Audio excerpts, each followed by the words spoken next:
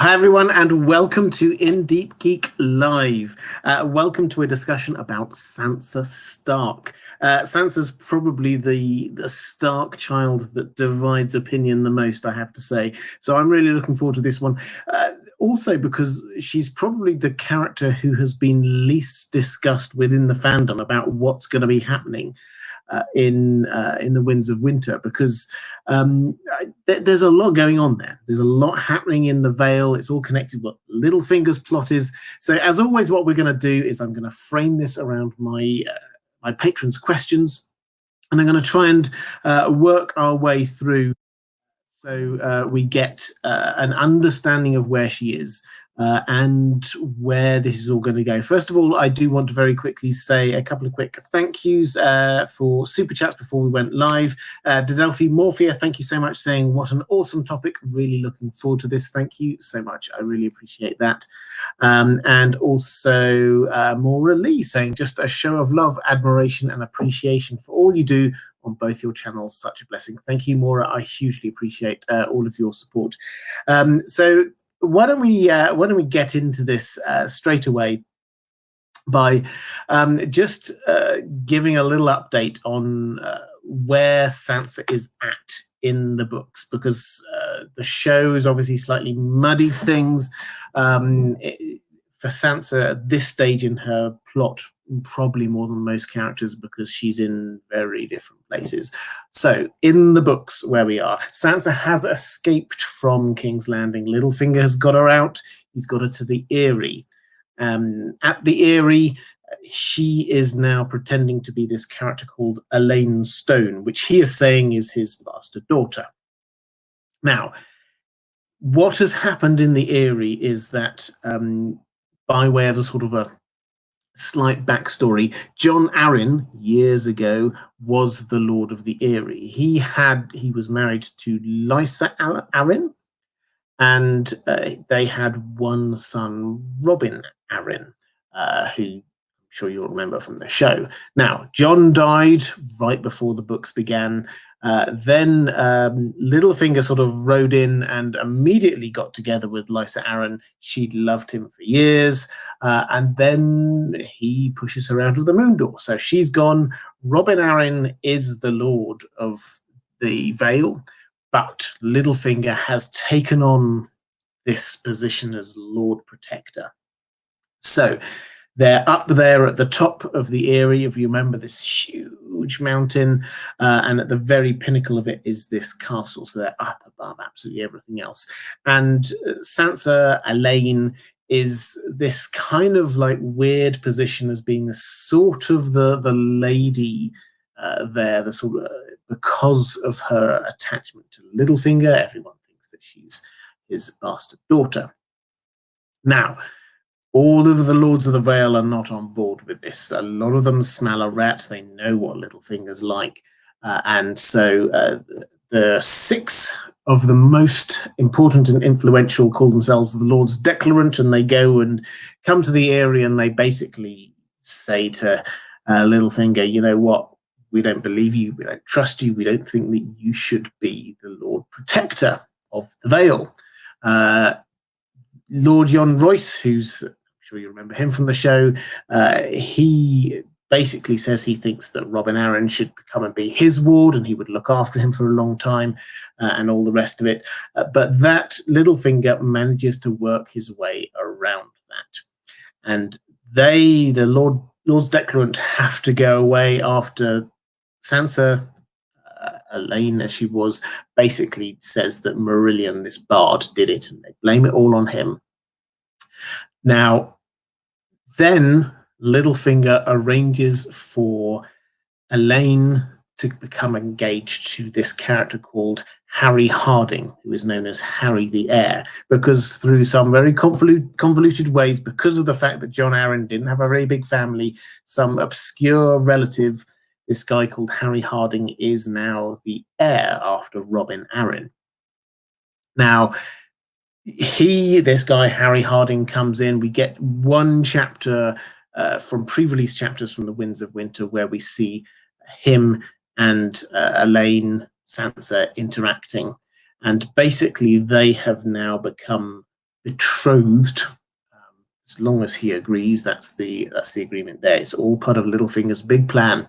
And as winter has set in, everybody is now heading down the mountain. So that's where we've left it. There's this long, sort of convoluted plot. Littlefinger's plotting lots of things. He's got lots of... he's stockpiling food for one, grain for one thing. The Lords of the Vale are not completely behind him, but they've been kind of pushed back for a while. He's been bribing some of them and getting some on side with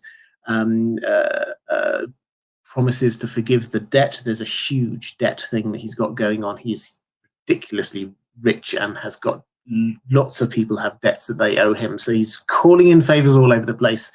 And where we leave it is them all about heading down to the bottom of the to the Vale, which is that's a normal thing that they do during the summer. So that is the situation that we've got going on as of this moment. And what I'm going to do is I'm going to work through the questions from my patrons, hopefully in some kind of a logical order, to try and work through what's going to happen next with all of these different characters. As I say, there's a lot of characters that we don't know on the show, so all of their motivations we perhaps have to learn anew. And once we do, we start to understand where all of this is going to be going and where Sansa fits in with this. The one thing I will say is that, again, if you're trying to think about what Sansa's route on from this might be, thinking about the show, don't think about the show. The whole situation that happened with Ramsay, which was her way out from the Vale on the show, that's not going to happen. But that subplot has already happened with somebody called Jane Poole, who we'll probably talk about briefly later. But the moving to Winterfell because Littlefinger has married her off to Ramsay is not going to happen. It's going to be different things happening in the books. Alana Prestina Bravos, thank you so much for the super chat. Just saying, no reason other than it's great to see you every week. That's really sweet. Thank you so much. I love doing these every week. As I say, I know I'm doing 2 live streams a week at the moment, one of them just on Westworld on the Sundays, and this one on Thursdays. I've been doing them, I don't know, 2.5 years now. I will carry on for as long as I can. I love doing these live streams on Thursdays, so thank you so much. Dominic Vaughan, let's start with the question from Dominic, saying, do you think Sansa has any warging abilities or green seer powers, aside from a general bond with a lady that is now severed? I can't remember anything. Maybe this is why hers have faded. The short answer is yes. We didn't get huge amounts of time to see her warging abilities. George R. R. Martin has basically said, yes, all of the Stark children have got some degree of warging abilities with their direwolves. That was what the whole thing was about. They each got a direwolf. They each bonded with them. There was a link there. Now, for most of them, that developed over time. For Sansa, it didn't have the time to develop, so she didn't get that strong bond. Clearly, this still hurt her when Lady was killed. This still hurt her hugely, but it wasn't as strong a bond. She, therefore, her position, therefore, is that she has latent skin-changing abilities. They are there, but she has not bonded to a particular wolf or anything else since then. So it's possible that they may come out in the future. That it's not plot critical that they do. The point is that she did have them, and she could have them again if needs be. So don't rule out the possibility of there being some kind of connection that gets drawn out. And when I say a connection, is that what you see a lot in the books is that the different Starks are connected to each other through their link through the direwolves. Now, that might mean that Sansa's sort of out of that network because obviously her direwolf is dead, but it also may mean that there is a sort of a residual link there, a pack link. Now, it may come out more thematically than anything else, but do not rule out the idea that there may be some kind of link. John, for example, has dreams or I dream of Rickon because of the link through the direwolves and things like that. It's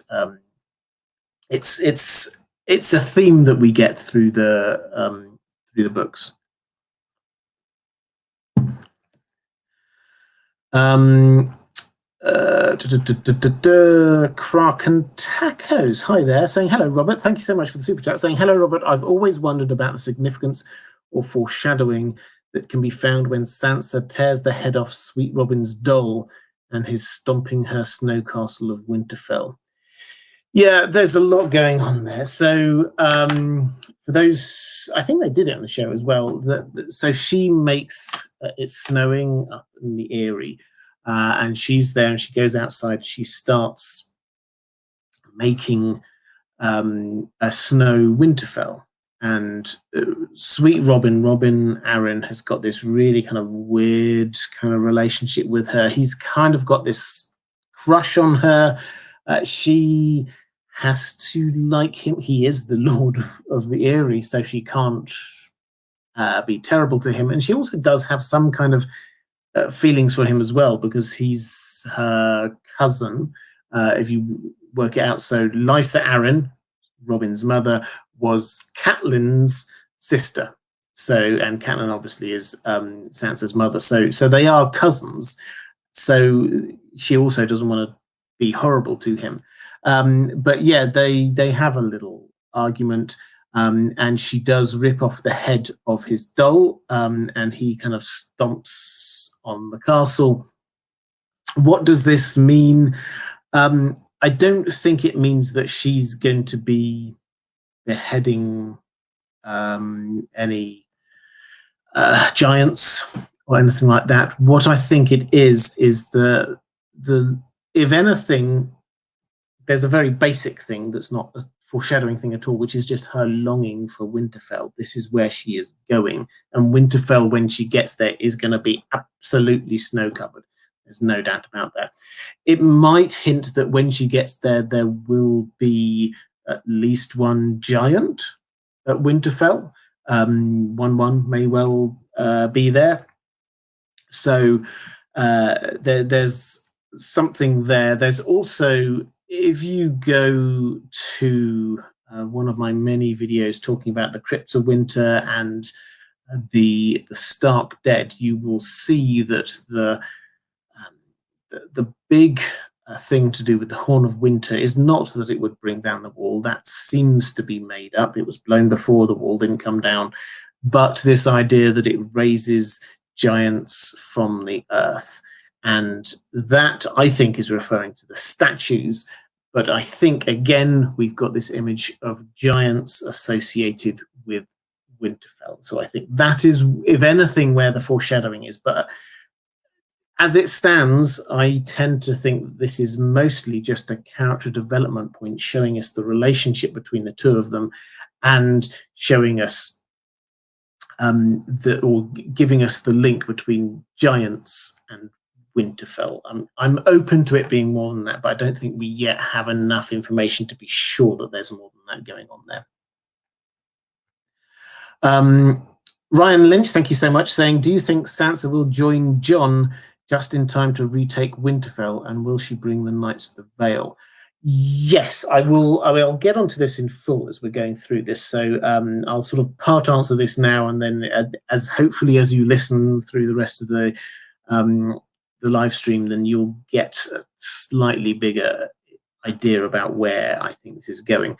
But this is all tied in with Littlefinger's plan. Littlefinger's plan, and I might as well give the context here. Littlefinger's plan is that he wants to rule 7 kingdoms, and he wants to be married to Sansa if he can't have Catelyn. So that seems to be his plan. Now, how's he going to do that? Well, in the first instance, he's now got the Vale. He's in charge of the Vale. He is technically, he has a claim at least to Harrenhal. He was given Harrenhal by Tywin Lannister. And Sansa has a claim to the north. Now, Obviously, that's very complicated. There's Jon, who may be legitimized in this will from Robb. There's Rickon and Bran, who people think are dead but actually aren't, and so on and so forth. So there's layers here, but Littlefinger's plan is clearly that he is going to take Sansa to the north and install her as the Lady of Winterfell. That will give him the Vale, that will give him the north, and then the Riverlands through Sansa's connections through the Tullys, and also his claim to Harrenhal will then give him 3 of the 7 kingdoms. And from there, he can sort of branch out from there. So that's his broad plan. Now, will she join Jon just in time to retake Winterfell? I think it's entirely possible that she will get there after that rather than before. So on the show, she went up to meet Jon at Castle Black, and then they both went down and challenged Ramsay and all the rest of it. I don't think that seems to be the way this is going to go. Jane Poole, who is the character who did marry Ramsay in the books, is now on her way up to Winterfell, so I think she will take that little bit of the journey. Sansa is still a long way from Winterfell, particularly in wintertime. So for her to get up to Winterfell, which I think she will, but for her to get up to Winterfell will take quite a long time. And I think Jon will come back. He's currently dead in the books, obviously. He will come back. He will get down to Winterfell. He will take Winterfell. And then I think we're going to see Sansa arrive. So it's her meeting him there rather than her going up to Castle Black and then coming down. So that's the general rule. And will Littlefinger take the Knights of the Vale? Yes, quite possibly, or a certain amount of the Knights from the Vale. That's certainly where this seems to be going. So anime lover Nicole. So let's start with this. How will Sansa get back to Winterfell? And try and piece it together, because there's a lot of different characters and situations going on here. So anime lover Nicole asked roughly the same question over on Patreon, saying, how do you think Sansa will enter the picture as Sansa Stark again? And how would she go back to the north? Well, she will stop being Elaine Stone and start being Sansa Stark when Littlefinger deems it advantageous for him, which is probably when they're going to be heading up towards Winterfell, because that's the point at which her Stark heritage becomes important. At the moment, what's important is not her Stark heritage. She's in the Vale. They don't care about Starks in the Vale, but she's not linked in with any of the nobility there. So she there's no advantage of her being a Stark. And until she's in the north, there's always the threat that the Lannisters, whoever, may try and get hold of her, because she has to, if she declares as Sansa Stark heading up to Winterfell or trying to stake a claim to being the Lady of the Vale, then that's the kind of thing that the Lannisters could get a bit upset about.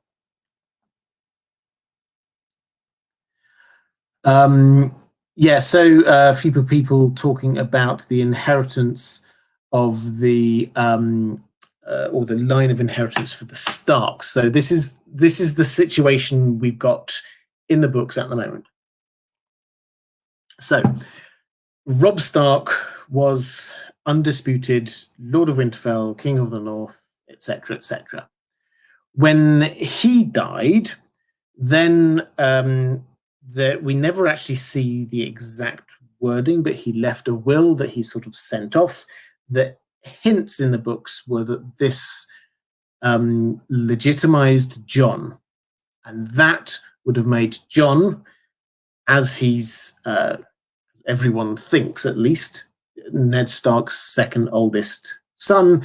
That would make him the Lord of Winterfell. So if that letter, that will, ever comes to light, then legally, as it stands, Jon would be the rightful Stark heir.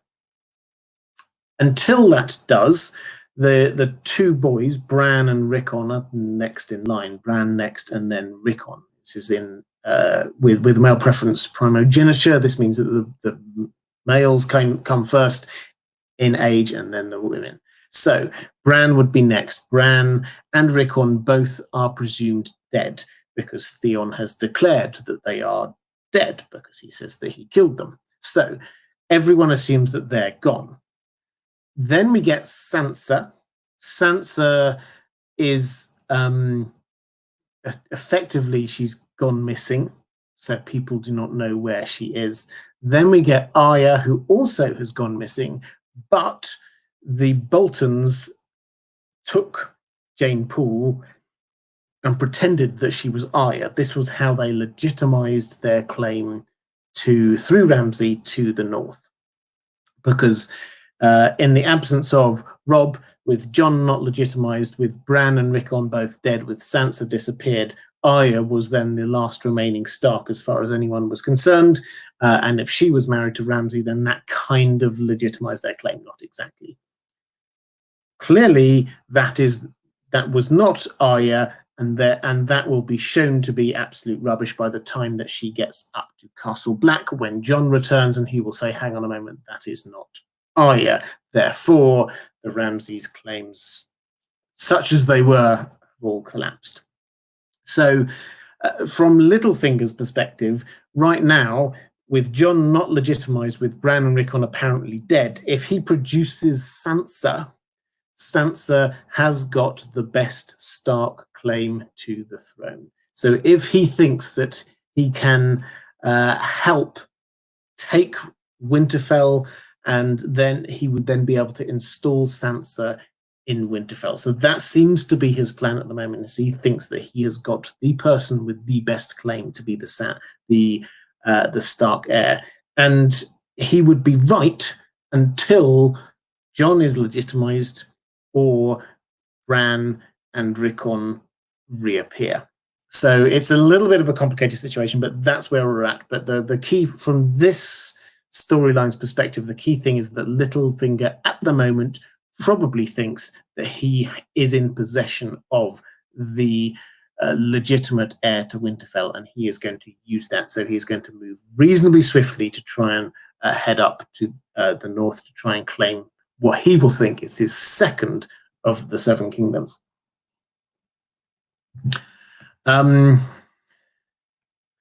Right, I think I'm all caught up on the chat now. So let's go to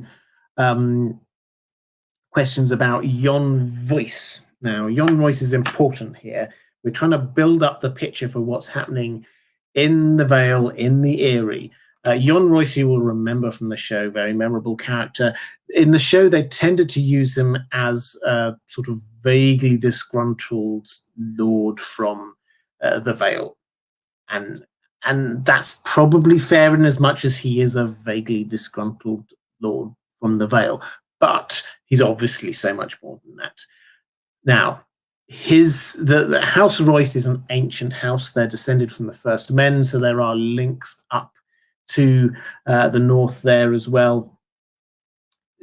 Jon Royce, before all of this happened, you will remember that the character in the prologue of A Game of Thrones, that nobleman in the Night's Watch who ventures north of the Wall and discovers things he probably didn't want to discover, he was called Waymar Royce. Now, he was Jon Royce's third son.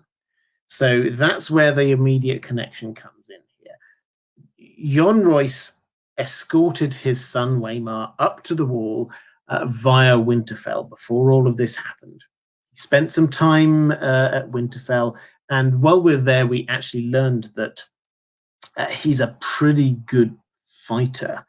He rarely won tournaments, but every single time he seemed to lose. That we get various bits of information about the various tourneys that happened around Westeros. He only seems to lose to people who actually then went on to win. And when he was in Winterfell, it said just in sort of sparring, he was better than Ned Stark, and we know Ned Stark is a pretty good fighter. So Jon Royce is an indomitable figure.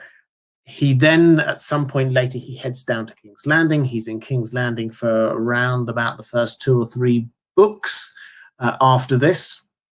Then when he, after Littlefinger and Sansa head up to the Vale, and we get Lysa Arryn being killed, he is the person who leads the Lords Declarant, these 6 powerful lords in the Vale, to challenge Littlefinger.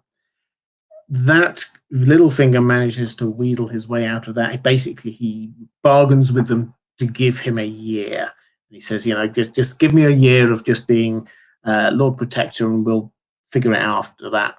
Jon Royce isn't happy, but that's what happens. Jon Royce then sort of heads off back to his home base, which is a place called Runestone, and the last thing we hear about him, or 2 last things we hear about him, the first is that he knights Harry Harding, who we'll talk about a bit more in a moment, but he's the guy who's the heir to the Vale. So there's clearly a link going on there. And secondly, he still has this beef, he still has this grumble with Littlefinger. So he's not given up the fight yet. So Jon Royce is quite an important character that we've got going on here. That's the background. The first question I've got here is from Soren Jensen saying, does Jon Royce and or Anna Wainwood, who's another character, I'll explain in just 1 second, know that Elaine or Sansa is Sansa? Now, with Jon Royce, it seems likely that he suspects it. The reason being that, as I've said in the background, he went up via Winterfell, so he will have met Sansa. This was a few years ago, so she will have been younger, but he will have met her there. Then he spent time down in King's Landing when she was down in King's Landing betrothed to Joffrey, so he will have met her there.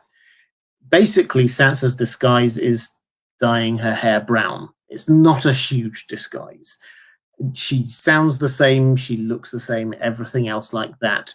She arrived with Littlefinger from King's Landing. Jon Royce is not stupid. He probably has figured it out, but he hasn't said this to anyone as far as we're aware. Anya Wainwood, for the second half of the question, whether she might know. Anya Wainwood she's another noblewoman in the Vale. She's the person who Harry Harding, he was her ward, and she has been bought out by Littlefinger, basically. She owed him lots of money. He said, well, okay, I will forgive it as long as you come on my side and you agree to the betrothal of Harry Harding and Elaine Stone, which she agreed. So she has been bought out by Littlefinger. So even if she does know who this is, I don't think this makes a difference because she's now on Team Littlefinger. In a way, it would help her if she was trying to agree, why on earth should the heir to the Vale marry this bastard daughter of Littlefinger? Well, actually, she's secretly Ned Stark's son. That would actually bolster it. So that would make a lot of sense. So certainly, I think Jon Royce suspects. Anya Wainwood, Lady Wainwood, probably, well, may do, but we don't know. But I don't think that will make a huge amount of difference in the plot. Jon Royce, however, is going to be grumbling about this for a while, and he is anti-Littlefinger. And so the Wainwoods, I don't think it's going to affect the story. Jon Royce, I think it probably will story. Higa Herga, welcome back, Higa Herga. Love saying your name as always. I am so looking forward to seeing Littlefinger's schemes collapse before his very eyes. A pleasure as always, Robert. Thank you so much. So Littlefinger has a lot of plans going on. The plan I've not spoken about hugely is his grain plan. He has been stockpiling grain. Why that's important is because winter is coming and because war is coming, the price of grain is going to go up. He has been stockpiling it, and in the Eyrie, they've got massive. One of the things we learn about it is that they've got these massive kind of granaries where they can store huge amounts of grain and food. And he will, I'm sure, use that to buy more people into his schemes. That will be the most important commodity during wartime. Question from Stephen Dillon. Thank you so much for the super chat, saying, do you think Mia Stone will play a bigger part in Sansa's storyline going forward? Okay, so Mia Stone, I said that there were a lot of characters who are in the books but not on the show. Mia Stone is one of Robert Baratheon's bastard children. Now, he had a lot, 16, I think, off the top of my head, that we know of, maybe even more. We obviously know of one that that was there on the show, but we get a couple more. We get Edric Storm, Gendry. Sorry, I should clarify.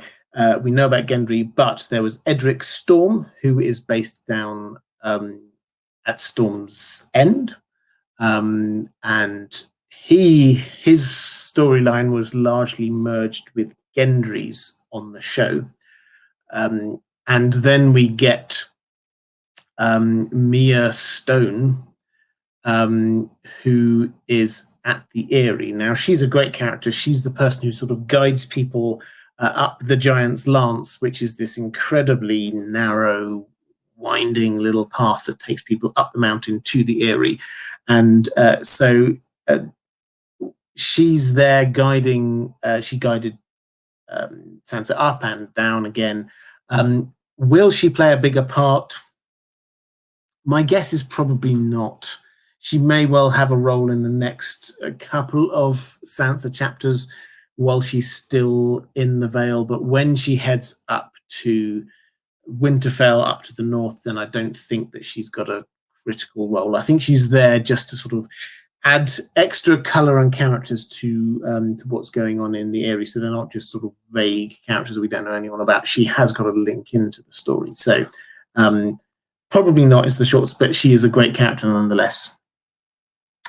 Manu, thank you so much, saying, will Sansa play Jon in any way? If yes, what could it be? Well, I'll get on to what happens in Winterfell a little bit later. I'll answer this partly now, and I'll pick it up a little bit more later.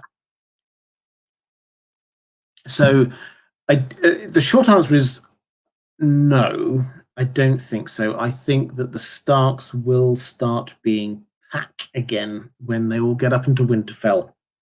I don't think she is there trying to manipulate anyone out of Winterfell. I think that yes, she will be in a position where she wants to be in control of her own destiny, but and yes, I think she will realize that the best place for her to do that is to be the Lady of Winterfell. But I do not think that she is going to be trying to manipulate Jon in any way.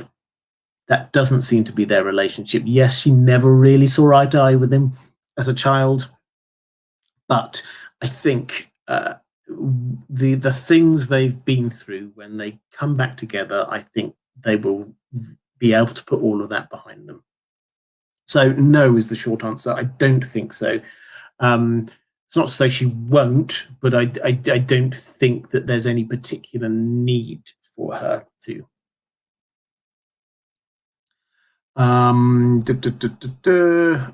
We've got Kevin Warner. Thank you for the super chat, saying, do you believe the foreshadowing of the heraldry of fighters in tournament featured in one of the Duncan Egg novellas shows Sansa will marry a Targaryen or Jon? You're awesome. Okay, this is a great question, and a question that I think will need a little bit of explanation first. So, and I did a video on this ages ago. I think this theory has come from a video perhaps that Alt-Shift-X did a long time ago. I've got a lot of time and respect for Alt-Shift-X. But I think on this one, he was playing around with ideas rather than what he thought was the truth. What if you go back to the Hedge Knight, the first of the Dunk and Egg stories? Fantastic stories. If you've never read them, I highly recommend them. They're set 100 or so years before the time of Song of Ice and Fire. If you go back to that first story, it's set around a tourney. And in that tourney, then you get, it's a rather complicated structure for this tourney, but basically you get champions, and there are 5 champions. Now, the champions are listed, if you list them by house, they are, or you could match them up to Sansa's, I say lovers, that's probably the wrong way of putting it, the people who are engaged to or romantically attached in some way to Sansa. So, for example, we have Tyrion, we have Harry Harding, and that's the one that a lot of people pick up on because House Harding is quite a small one, and yet a character, I've forgotten the character's name, a knight from House Harding was one of the champions, and the last one of these champions was a Targaryen. Now, some people have drawn from that this is George R.R. Martin doing some very old school foreshadowing of who Sansa's lovers or are going to be, or who she will marry in some way. Personally, I don't buy into this. Feel free to try and hunt for that video. As I say, it was a long time ago I did that video, so I can't remember all of my logic for it, but the basic reasoning, there are 2 basic bits of reasoning that I can remember. The first one is that there is absolutely no connection. For foreshadowing to work, it's got to have some link between the thing that is being foreshadowed and the thing that is showing the foreshadowing. So, for example, you get the foreshadowing of the direwolves, which we will talk about in a moment, but that clearly has a link because it's about the Stark children who are there at the time, and it's foreshadowing what's going to happen to them in the future, and also what's going to happen with Robert Baratheon, which is going to be linked in with the Stag. So there is there has to be some link between the events of the apparent foreshadowing and the events of what it is foreshadowing, and there is none here in this tournament. There is no link across to the Starks, there's no link across to Sansa, there's absolutely nothing going on there. There's nothing at all. And secondly, there is very little evidence, I think, that Sansa will marry a Targaryen in any way, shape or form. There are really only 2, and I think I've got a question on this later, so I probably won't spoil it, but there are only really 2 possible Targaryens. The first one being Jon. Whether you count him as a true Targaryen or not is another matter. And the second one is Fagon, young Griff, Aegon the Sixth, if you like. I don't think he actually is a Targaryen, and I don't think that there's much of a chance that he will ever meet Sansa, so I think he's out. Then you get the question of why on earth would Sansa marry Jon?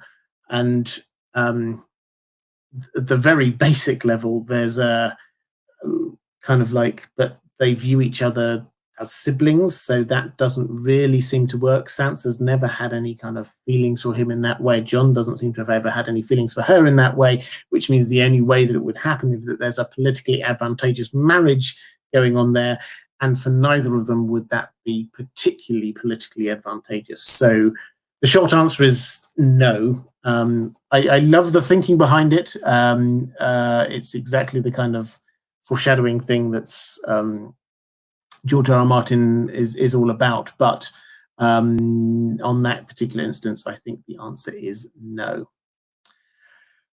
Katie Smith, do you think that Arya and Sansa could reunite in the Vale and not Winterfell, since Gulltown is the closest port from Braavos? Oh, that's an excellent question. So, I've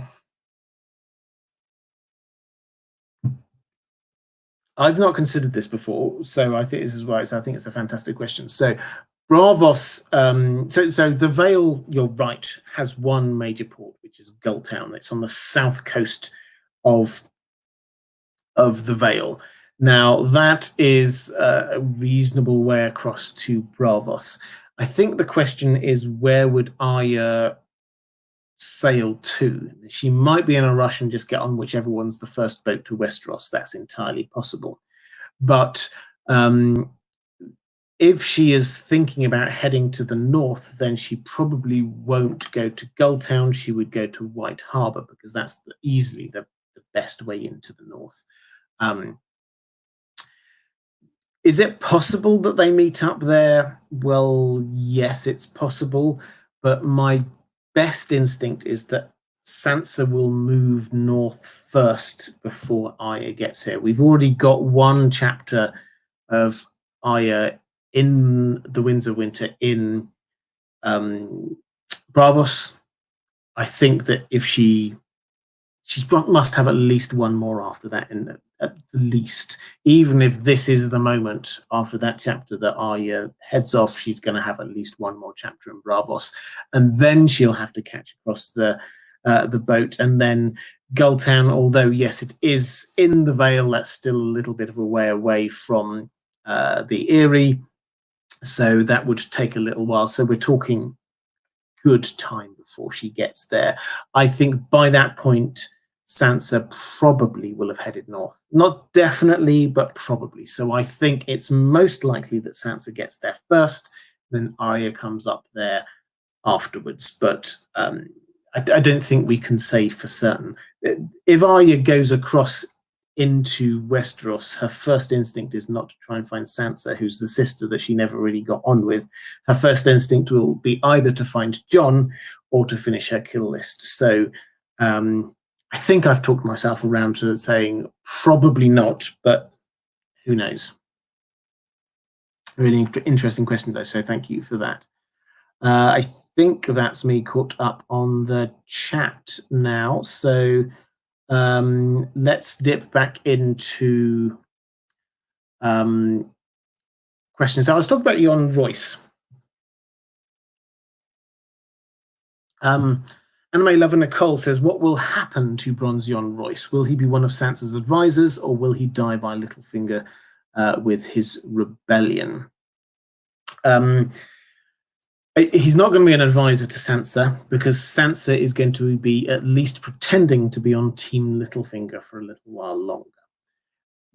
And Jon Royce is against that. So I think what we may well end up with is that Littlefinger heads up north with Sansa, having, he thinks, established a firm hold over the Vale. It may well be that Jon Royce then leads an attempt to try and reclaim the Vale. He's got several of the other most powerful lords on his team, so that may well be where he goes with that. But I think there's a good chance he survives, is what I'm saying. I don't think that he's going to be killed off. I mean, Littlefinger may well try and kill him off during this period, but I think that it's much more likely that he is going to be there as the kind of the figurehead of leading the Vale resistance against Littlefinger. Solomon Jensen, thank you so much. This is a question from Patreon saying, hi, Robert. Sansa tells Littlefinger that Jon Royce will recognize her. Littlefinger tells her that Jon Royce will not recognize her. Does Littlefinger believe his own words? So is he trying to make her feel safe, or what? Were Ned and Jon as close friends in the books as is suggested in the show? So no, they're not close friends in the books, not at all. Littlefinger is, incidentally, he is from the Vale originally. He is from a very small house up in what's called the Fingers. This is where his nickname comes from.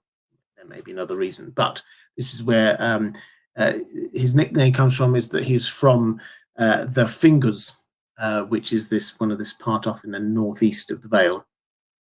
Now, that's quite a small house, quite insignificant. He then left to go over to River Run to be fostered over there. That was a favor. He was well above his station. It shouldn't normally, somebody from a house that small wouldn't have been fostered by a major house, but managed to get a favor going on in there. After that, he ends up down in Gulltown, and then from Gulltown, he ends up down in King's Landing. So he doesn't actually spend huge amounts of time in the Vale, in the Eyrie at all. That is not where his friends are. So Jon Royce, who is somebody who's very proud of the heritage of House Royce and of the Vale as a whole, Littlefinger may well be from the Vale, but he is not. He is not a close friend to the Royces. Will Jon, I've already covered, I think I've covered this already. Will Jon Royce recognize Sansa? Probably. Question is what he does about that afterwards. And he also asks, if friends are something you can inherit from your parents, then who has the most friends in the Vale, Littlefinger or Sansa? I don't think for either of them this is a thing that, just because of who they are, they will either have huge amounts of friends or allies. I think that Littlefinger has got a huge amount of people around him now who are toadying up to him because he's got power, or because he has bought them, or something like that. So that is where his strength comes from. If Sansa came out as being a Stark, that wouldn't immediately gain her huge amounts of friends. Yes, there's the Vale and the North have got things in common. They're not natural enemies. They tend to get on quite well, but there's not this huge link across between the two. So I don't think either naturally have a strong base there. Okay, so that's Jon Royce. We've got some questions now. As I say, there's a lot of bits that we need to add into this kind of mix about what's going on. Although actually, there's a question coming up from, I think it was Kelso Sunshine and Carl Carsnock in the chat, talking about whether Sansa needs to get an annulment to get married again. So this is one of those rare times. Again, I did a video on this if you want to check it out. But this is one of those rare times where George R. R. Martin was asked a direct question about this and actually answered. He was asked about the fact that technically Sansa and Tyrion got married, and yes, it was never consummated, but it also has never been annulled. So if Sansa is going to remarry, then how does that happen? Now, his direct answer is that that's something that the High Septon will have to grant. And so they would have to, or she would have to write effectively to the High Septon and say, hi, I'm Sansa Stark, my marriage was never consummated, therefore please annul it. And then the High Septon would write back and say, yeah, well, that's fine. In theory, at least. The question is, who is the High Septon, whether they will allow it, and all the rest of it. So yes, she will. As far as this question is concerned, yes, she should still get an annulment, technically, from the High Septon. The question is, if this is a marriage, the one with Harry the Heir, if this is a marriage that Littlefinger wants, he will probably somehow manage to work his way around it. If he declares independence, he can declare who he thinks has got the moral right to be able to do that if it's not the High Septon. The High Septon, at the moment, well, High Sparrow is anyone's guess, probably isn't in the business of doing annulments. So he seems quite hardcore, so to speak. So yes, there is this element here going on as well with the annulment that does have to be dealt with. Let's move on to talk about Harry the Heir. Now, Harry the Heir, as I said, he's this character who is next in the line of succession to be the Lord of the Vale after Robin Arryn. Robin Arryn, as you know, is quite the sickly child, so there's a fair chance that everyone's thinking, well, maybe he won't survive the winter or things like that.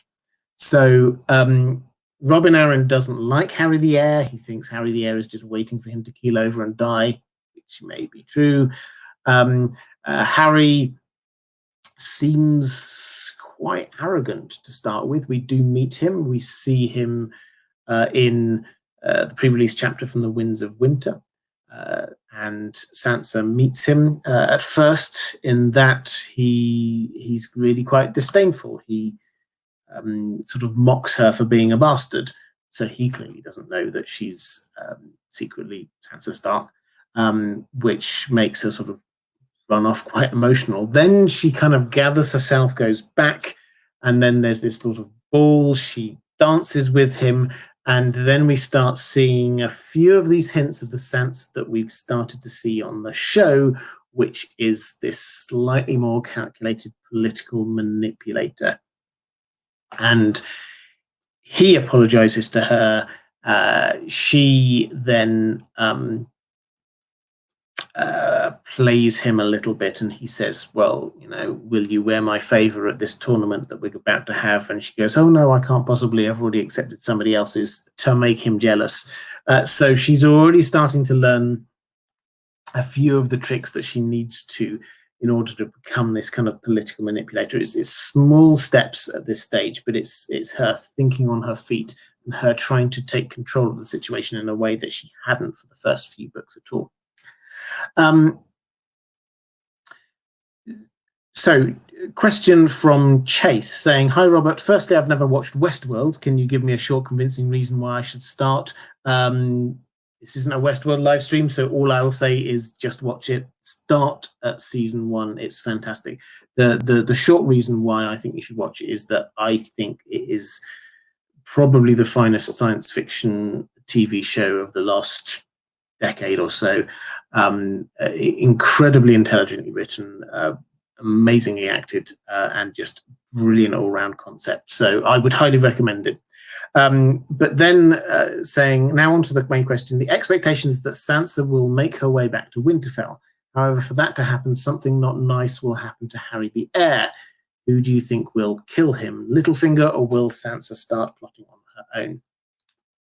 I don't think something necessarily has to happen bad to Harry the Heir. As far as, so this is, we're still running on Littlefinger's plans here, not because Sansa can't think for herself, but at the moment she knows that Littlefinger has to think that he's in control. And his plan is clearly for her to marry him. And if they marry, then he won't want that to carry on in the long term because he wants Sansa for himself. So I don't think she will murder him. She might think that he's not a particularly nice person, but he's not a Joffrey. He's not that bad. So I can't see a reason why she would particularly murder him, but Littlefinger may well do it. The key is to, as with Lysa Arryn, to try and make sure that he secures the control through that. So simply having her say marry him, if it does go through to that, and then killing him doesn't help anyone, because then they just go, well, where's the next random heir down? The line of succession in all of these kinds of things, there always is a line of succession. You just have to figure out who's the next person in it. So Littlefinger has to make sure that he has got control of that. So perhaps he needs to have his child. I don't know. That seems quite a long shot, but then I don't think we're going to get that far. I think that they're going to be heading up to Winterfell before that. If she says that she's pregnant, maybe that means that that's time for Harry the Heir to go as far as Littlefinger is concerned. But I don't think that's a Sansa thing. I think that's a him thing. Second Sister asks a similar question. What do you think about the character of Harry the Heir? What will their relationship be like? Will he be Ramsay-like? I don't think he's going to. He's not like Ramsay. He's arrogant. He's not particularly nice, but he does seem to be malleable in a way that Ramsay definitely wasn't. So I think what we're going to see is a situation where Littlefinger thinks that he's arranged everything and he's in control of it all, but actually Sansa is starting to wrap Harry the Heir around her finger in a way. She is starting to control that relationship because she is turning into a political manipulator. That is where she is heading with this. So I think it's going to be a case of he is marrying her in what is effectively a political marriage, but then he will start to, I don't know, whether develop feelings for her is probably the wrong way of saying it, but I think that she will start to have some sort of a control over him. And I think that is the way that the relationship is probably going to start moving.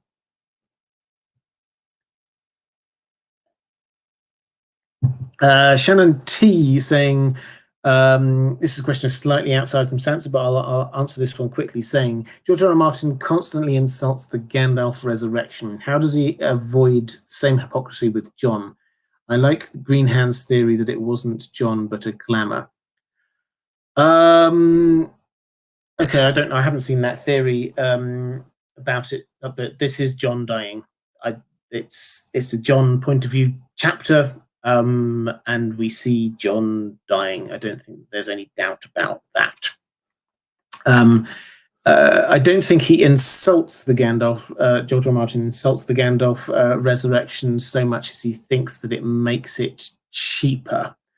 Now, how does he avoid that hypocrisy with Jon?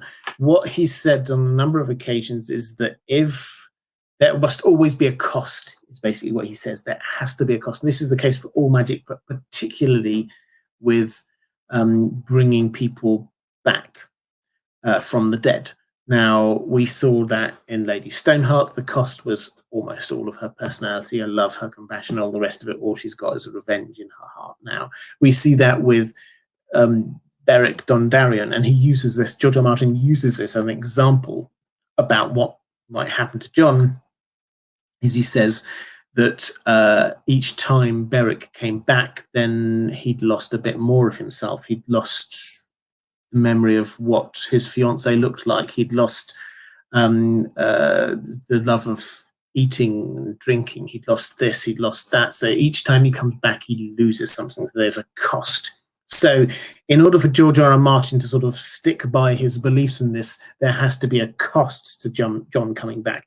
He can't just come back and be exactly the same person, just slightly more broody. That's not the way it's going to work. So he's sort of told us, if we go with the logic, and I think it's reasonably clear that this is roughly how it's going to work, that Jon will warg into Ghost, and then he'll get called back from there. He has told us many, many times what happens when a skin changer goes into their animal for a period of time, is that the longer they're in there, the more like that animal they become.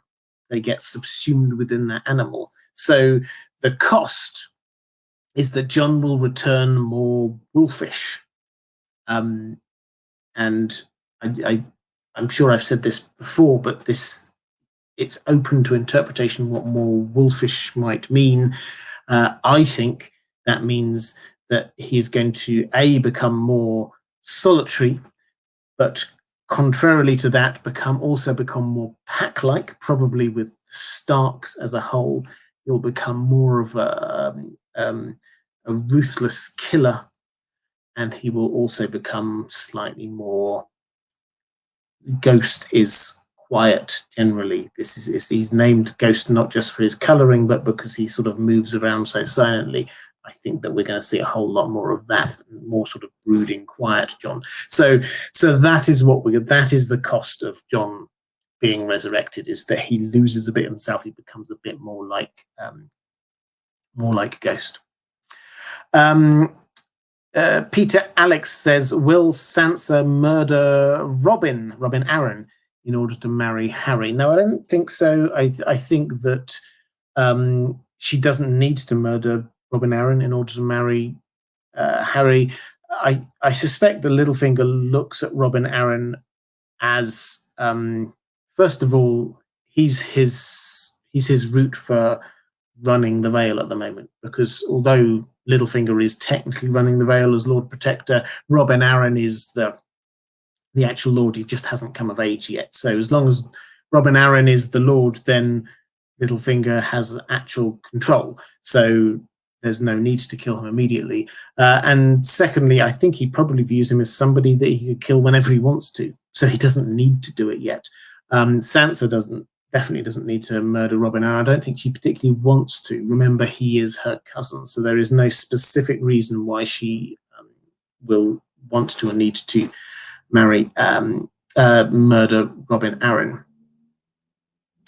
And Peter Alex also asking about Jane Westerling. Would Sansa have her murdered, as Robb Stark's child would complicate her becoming Lady of Winterfell?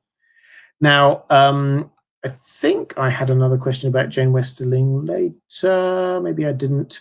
So Jane Westerling, for those who don't know, is she's Robb Stark's wife, now widow, obviously. There was lots of debate of whether she might have been pregnant with this child. It appears not, is the short answer. And the last we see from her is that she was hiding out at River Run. Then Jaime broke that siege, and she is going to be escorted back to the Crag, which is her family home.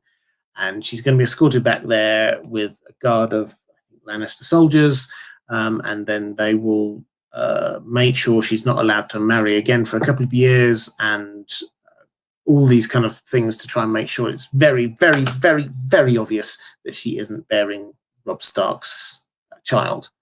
In answer to that question, will Sansa have her murdered as Robb Stark's child would complicate her becoming Lady of Winterfell? I don't think that Sansa is that hell-bent on becoming Lady of Winterfell that she's going to be murdering all of her relatives. I don't think that's where she's at.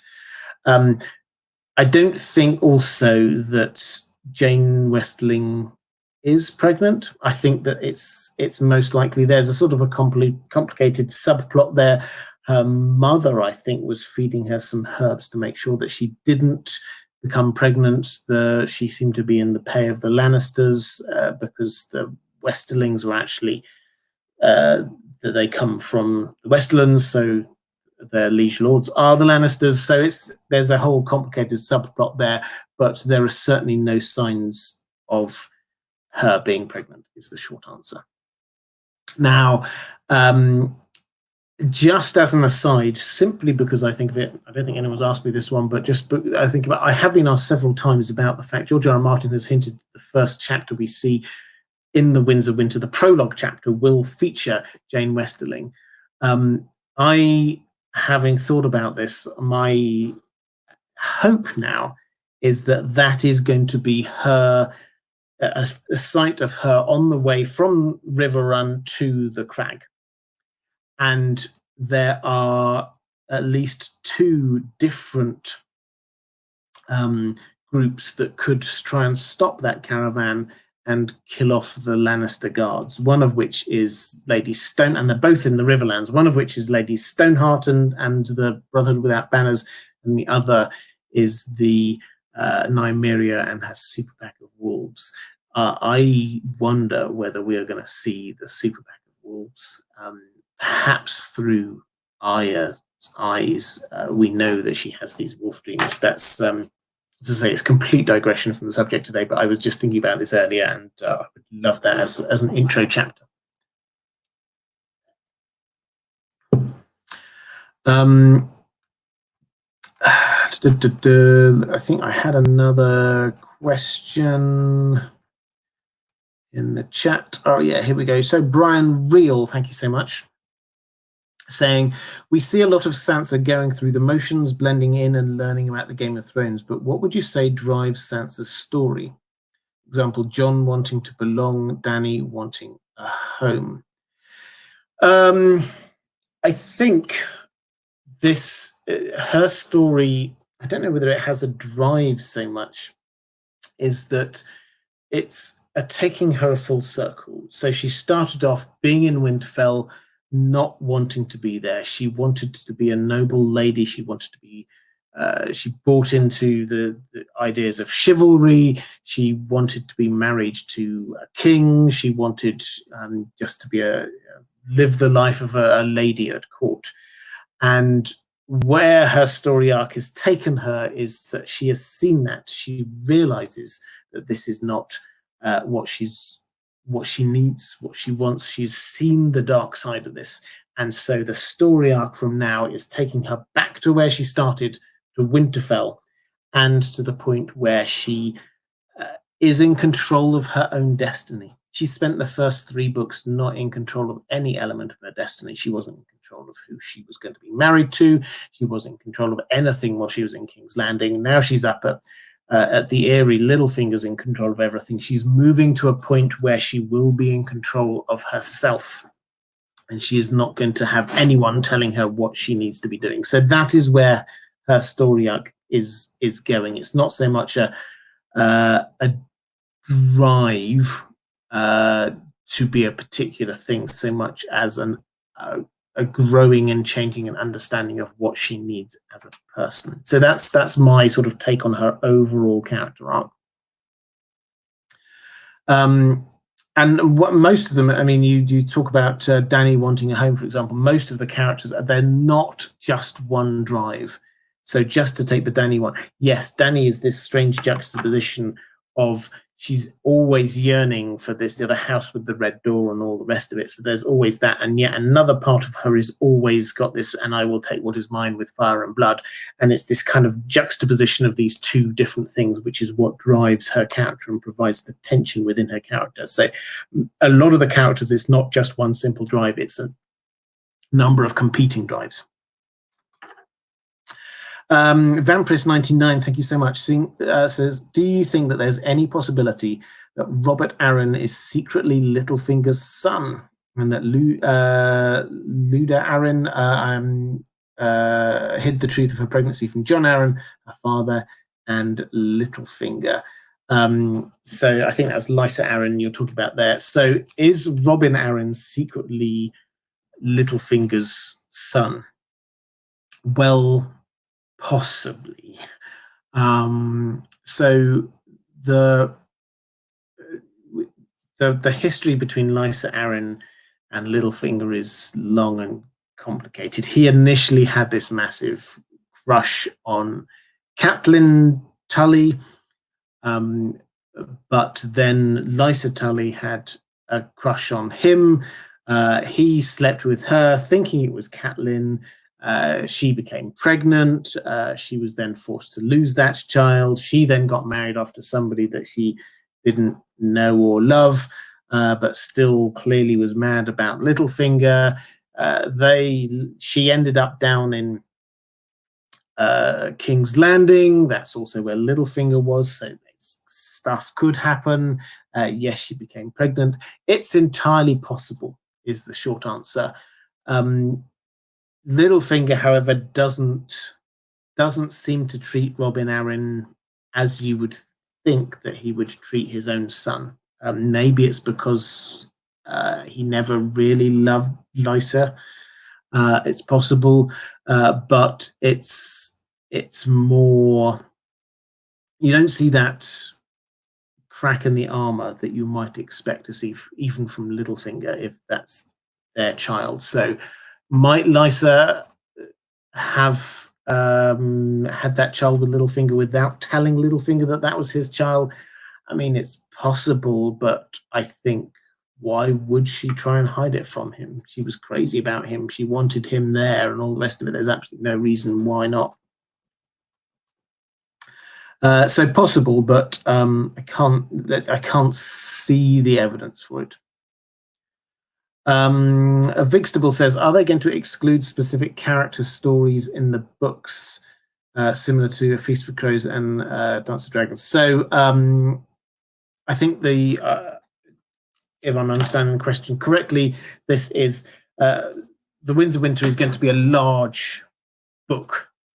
It cannot help but be a large book. It's going to be 1,500 pages or more, would be my best guess. It's going to be a large book.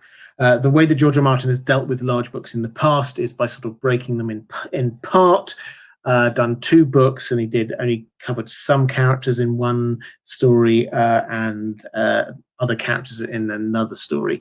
The short answer to this is, I think, no, because he actually did a little, I think it was a postscript to A Dance with Dragons, where he said that all of these characters, and I think the line was, will be shivering together.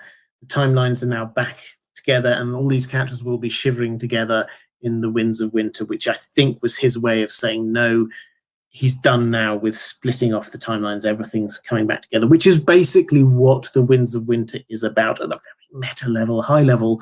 This is about bringing all of these stories back in together. He's pushed the story out as far as it can. He's now going to bring it back in. So at a very, very high level, what you're going to see is all of the characters over in Essos, Daenerys, Tyrion, Jorah, Arya, or everyone over in Essos is going to move over to Westeros.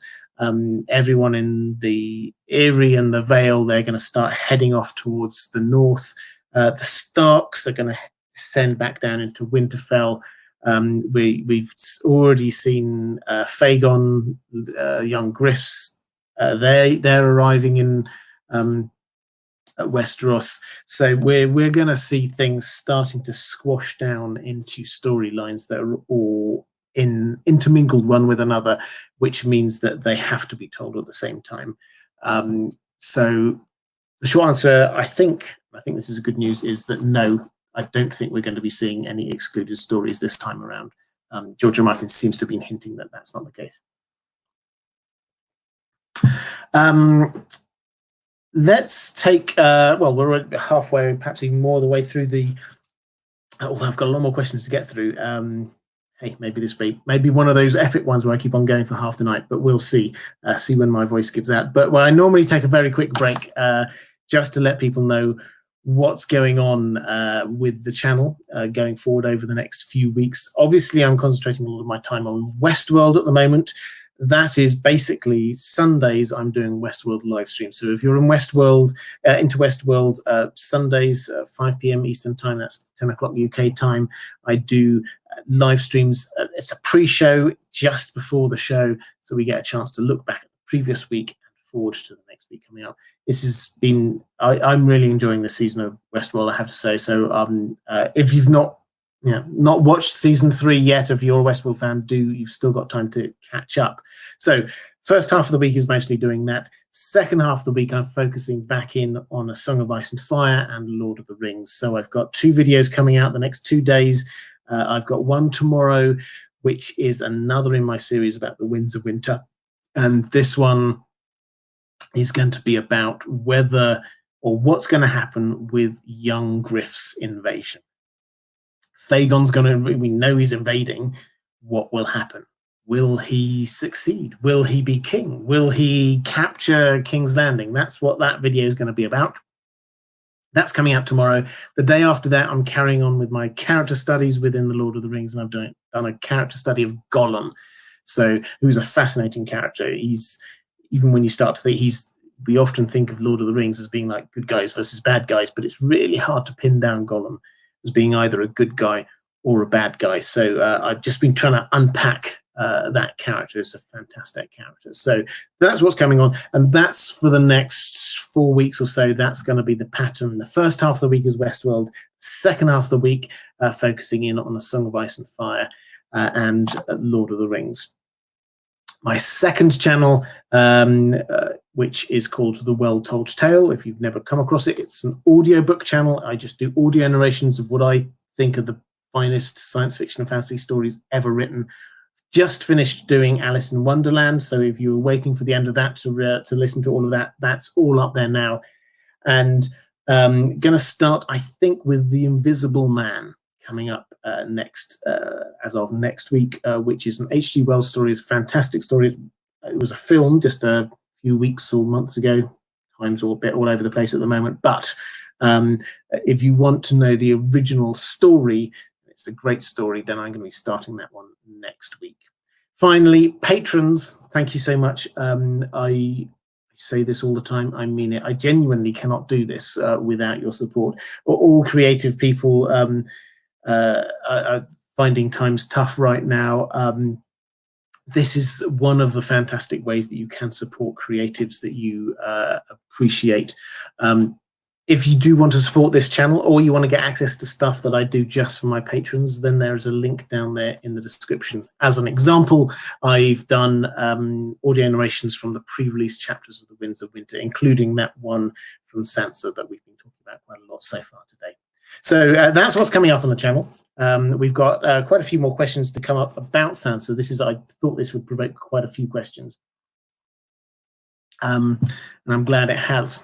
So let's get on to the next chunk of questions, which are about Littlefinger and Sansa. Peter Alex says, does Littlefinger, in his duplicitous way, good word, in some way attack Sansa directly or indirectly to further his own ambition?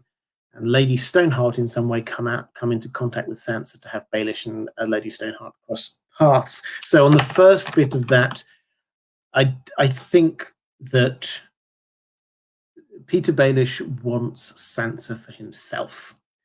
It's creepy, it's weird. There's if I can't have the mother, I'll have the daughter vibe to it. That it's very Littlefinger, but that's what he wants. So I don't think he is going to attack Sansa. I think he is going to try and use her, and then he thinks that, and I mean, to be fair to him, thus far she has been quite a passive character, and she's only now starting to learn how to play the game.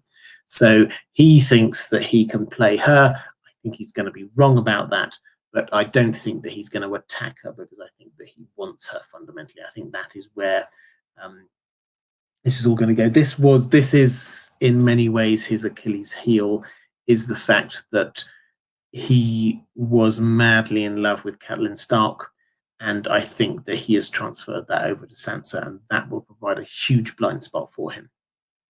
Whether Lady Stoneheart's going to get involved, I think she's going to largely stay in the Riverlands, and if they are going north, then they're not going to go to the Riverlands. They'll go up to White Harbour first and head north from there. So I think that that's not likely.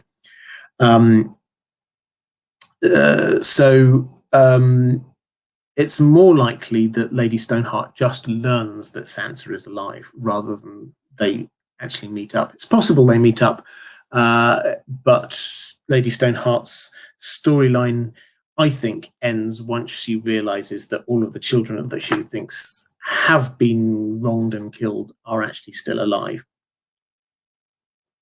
Dominic Vaughan says or asks, how do you think the Sansa Littlefinger dynamic will work out in the books? Do you think she will develop the same ability for realpolitik and intrigue she eventually did in the show? And will this come with the ruthless streak that manifested? Yes, definitely. So she has already started showing this. A little bit down in King's Landing, we see there were, with Sir Dontos, for example, when Joffrey was wanting to kill him and she saved his life with sort of like a clever little bit of goading. From this moment on, she started trying to manipulate people to her own way. She is manipulating Robin Arryn, there's no doubt about that, and Harry the heir as well. She is definitely manipulating him. So she's starting to do this. Sometimes this is at Littlefinger's behest, when he's telling her that she needs to be telling everyone that Marillion did the murder of Lysa Arryn, but sometimes it's on her for herself. So I think that, yes, she's learning that. The characters that she has learned from are people like Cersei, people like Littlefinger, people like Tyrion. They are all players of the game, and they can be ruthless. Even Tyrion can be pretty ruthless, particularly in the books. So yes, she will get that, but I think that that is only to get her to a position of safety. That is, to a degree, what is driving. We were talking earlier about what drives her. To a degree, that is what drives her, is to get herself to a position of safety.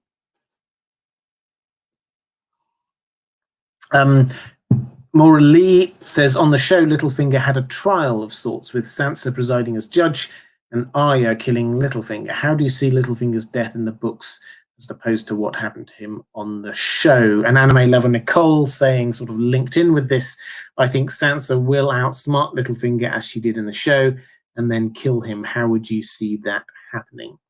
So I don't think it's going to be exactly the same as on the show. I think that there will be similarities. I think that, yes, she will outsmart him. I think that once she's in the North, she will then be amongst her friends. The link across to Jon Royce that we were talking about earlier, when I was saying, he's probably going to be leading the resistance.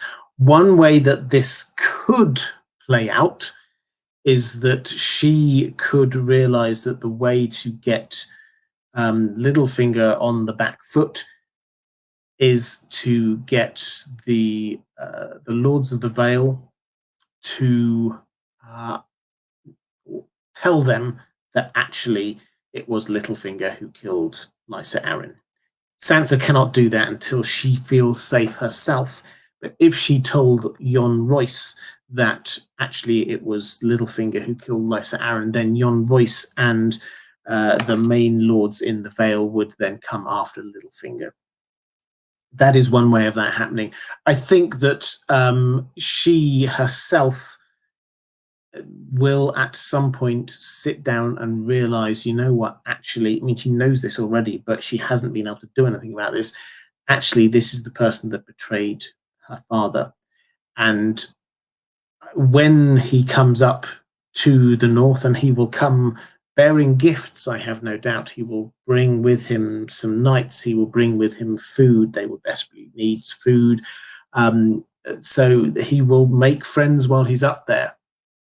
Her job will be to make sure that she has the allies, and then once she feels in a secure enough position, then yes, she will be the one to pull the trigger. She will be the one to say, actually, you know what, you do have to die for all of the things you did. And I think that it will all come out. It will feel incredibly, it felt good on the show, but I think in the books it will feel even more so, because we're just going to get this whole list of all of these crimes that she has been witness to, a huge amount of them. And yes, if Arya's there, she is the logical person to do it. I don't think it necessarily will be her, but she is the logical person.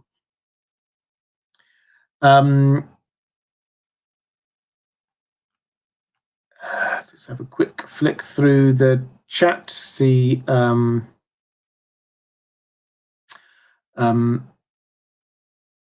there's anything I've missed in particular. I think I'm all up to Barrel Raider saying, I can see Littlefinger being sacrificed in front of a weirwood.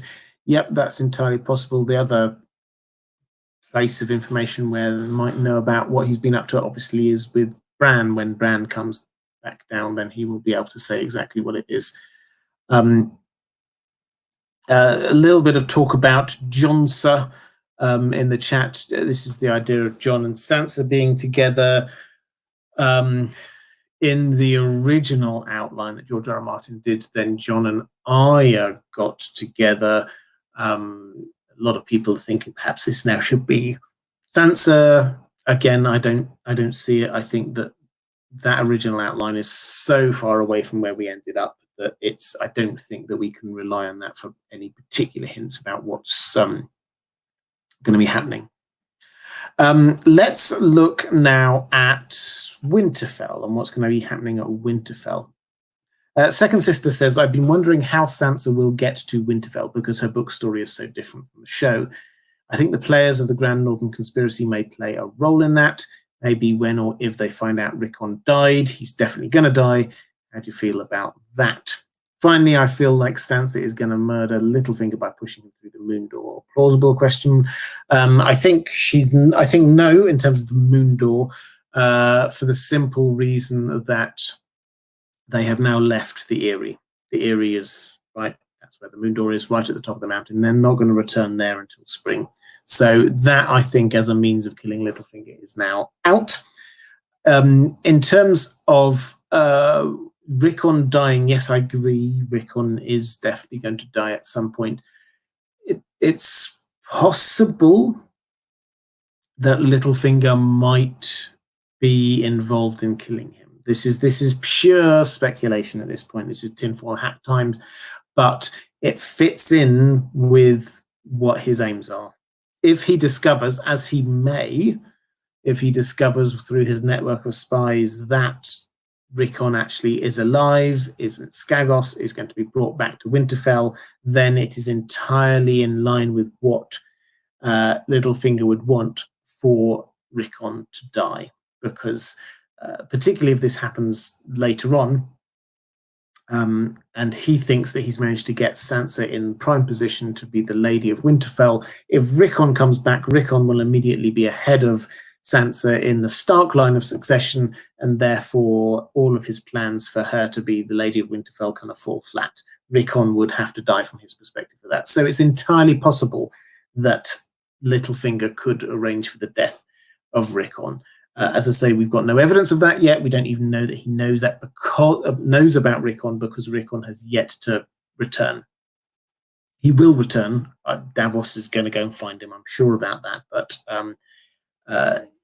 Rickon's story will be a long, winding story without huge amounts of meaning in the end.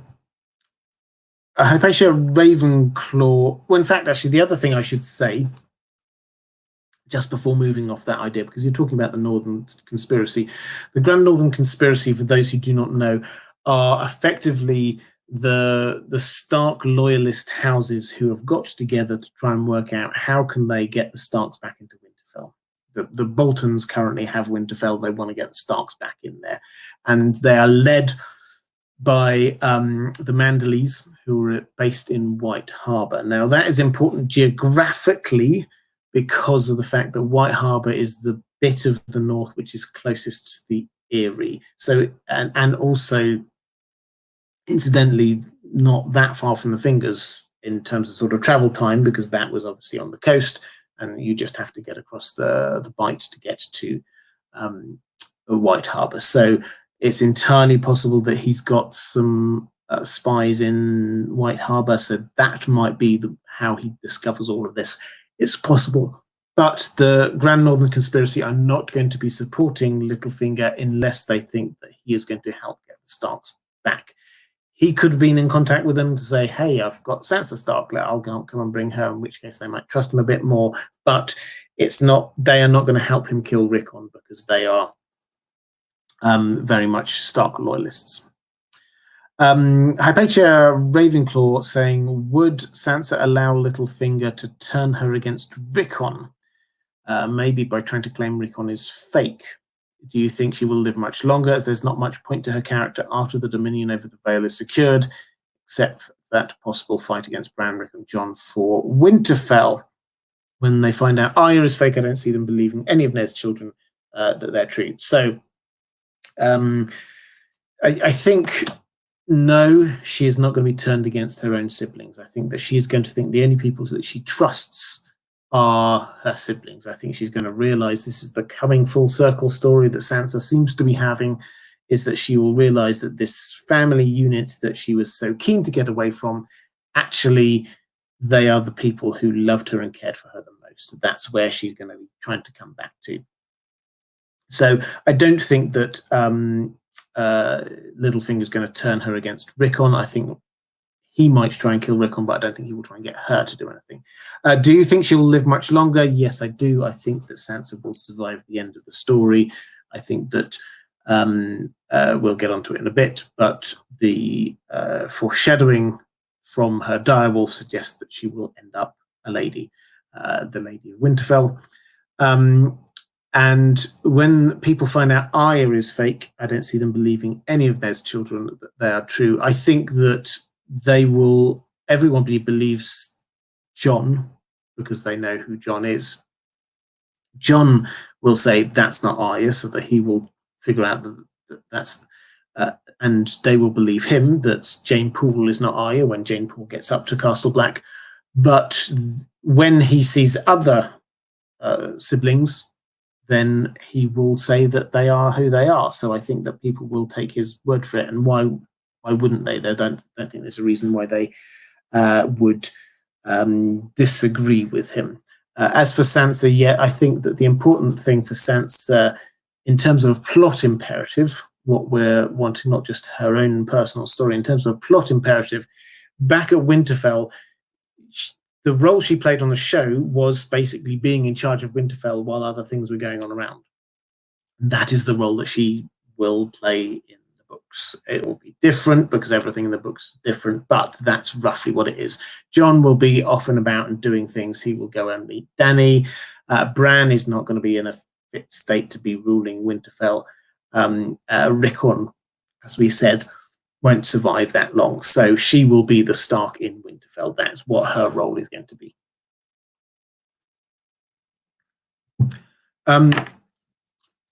Bo Barnett says, my question is compliment to Dominic's. This was from earlier, I think, unless I've pushed it to later. Anyway, this is about Sansa developing her ruthless political savvy.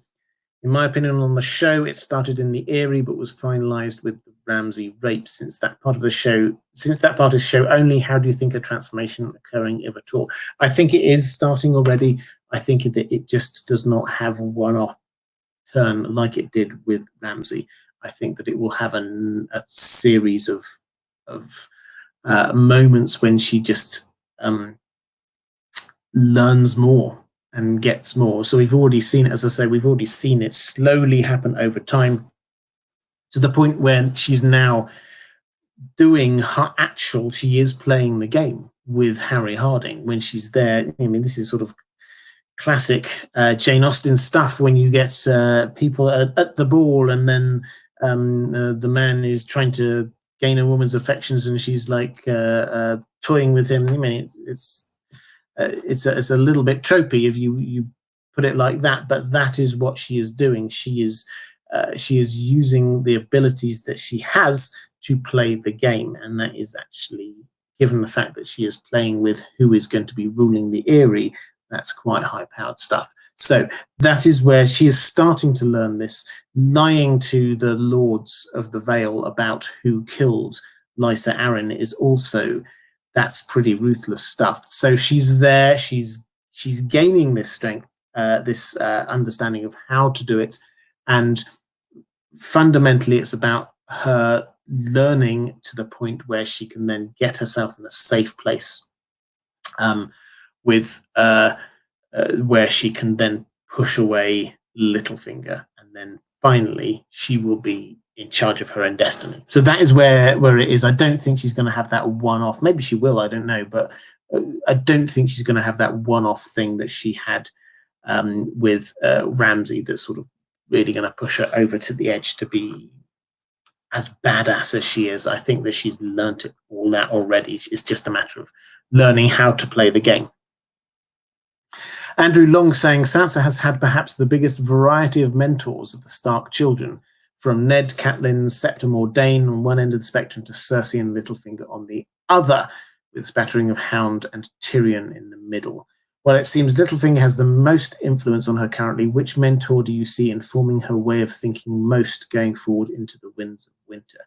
I think this is a great question because firstly, it picks up on Hound, who we've not talked about at all, but is a very important character in her development. He is the one, or one of the figures who shows her protection and care in King's Landing when all around her weren't. And the other was Tyrion. Now, those two were people who outwardly nobody really liked. They looked down on them, both of them. And she will get to the point, she's already in the previous chapter of The Winds of Winter, she actually actively thinks about Tyrion and goes, yeah, I know he didn't look that great, but he was all right. I mean, he wasn't perfect, but he was all right. And she's already been starting to think those kinds of things about the Hound as well. So this is part of her journey with the Hound and with Tyrion, was realizing not to look just at the outside, but actually to understand the character of people. And that, I think, is going to be a thing which carries her all the way through to the very end of this story. In terms of which kind of mentor figure is going to be the biggest influence going forward, I think she's now reached the point where she's going to break free from those mentor figures. I think that she's going to, when she gets up to Winterfell, she will feel as if she is in control. I don't think that she is going to be looking to anyone to be teaching her stuff. I think that she is going to be making her own mistakes and learning from her own mistakes. So it's almost like the first half of a story was learning from all these people, and the second half is trying to slowly put all of that into practice. So I think that's where I mean, there are a lot of characters who could. I mean, there's a good chance she might run across Davos. Clearly, there's going to be characters who are interesting characters like Mance Rayder that she may well be meeting as well. Jon Royce has potential. Lady Waynwood, again, there are lots of characters who you could say that she could learn stuff from, but not in a sort of a mentory way. I don't think that she's going to allow herself to be mentored like that in the future.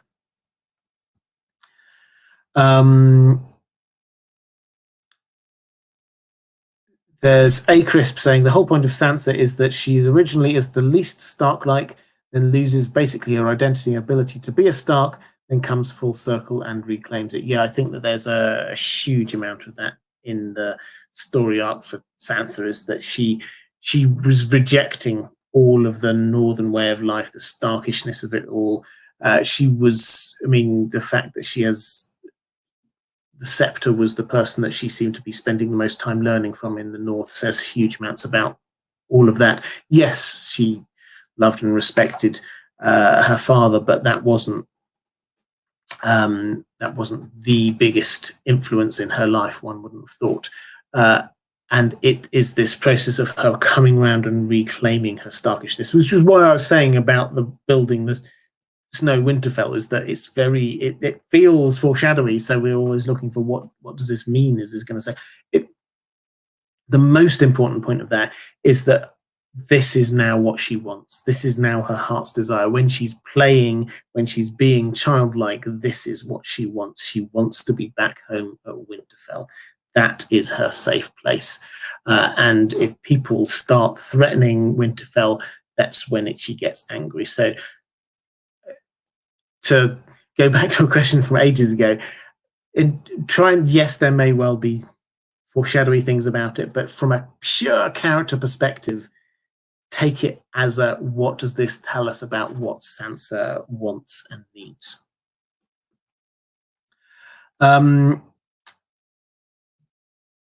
Lady Pushkins says, hi, Robert, could you see anyone try and set up an alliance for Sansa and for her to fall in love and marry Aegon, Jon, or Fagon? No, we had a super chat on this a while ago, or related to this a while ago. So the question is, who would try and do that? So Sansa is wanting to be herself and be in charge and decide for herself if she ever marries anyone or not. That's her choice. So there is not going to be anyone other than Jon himself who is going to be in a political position after she's got up to Winterfell to tell her to marry someone. Now, the question we're looking at in terms of sort of political advantage, whether either marrying Fagon or Jon would be advantageous. Now, for Fagon, it might be. To be fair, it's the kind of thing that you could see somebody suggesting to him, because there's, and you'll see this, I always spoil my videos. But anyway, this video is coming out tomorrow. You can watch it then. So Fagon, the early news on Fagon's invasion is that it's going to go quite well. And he is going to almost certainly get Dawn on his side. He's almost certainly going to have quite a lot of the Stormlands on his side. There's a fair chance he might get a reasonable amount of the Reach on his side as well, and King's Landing. So he's going to have a huge amount of the South all sorted.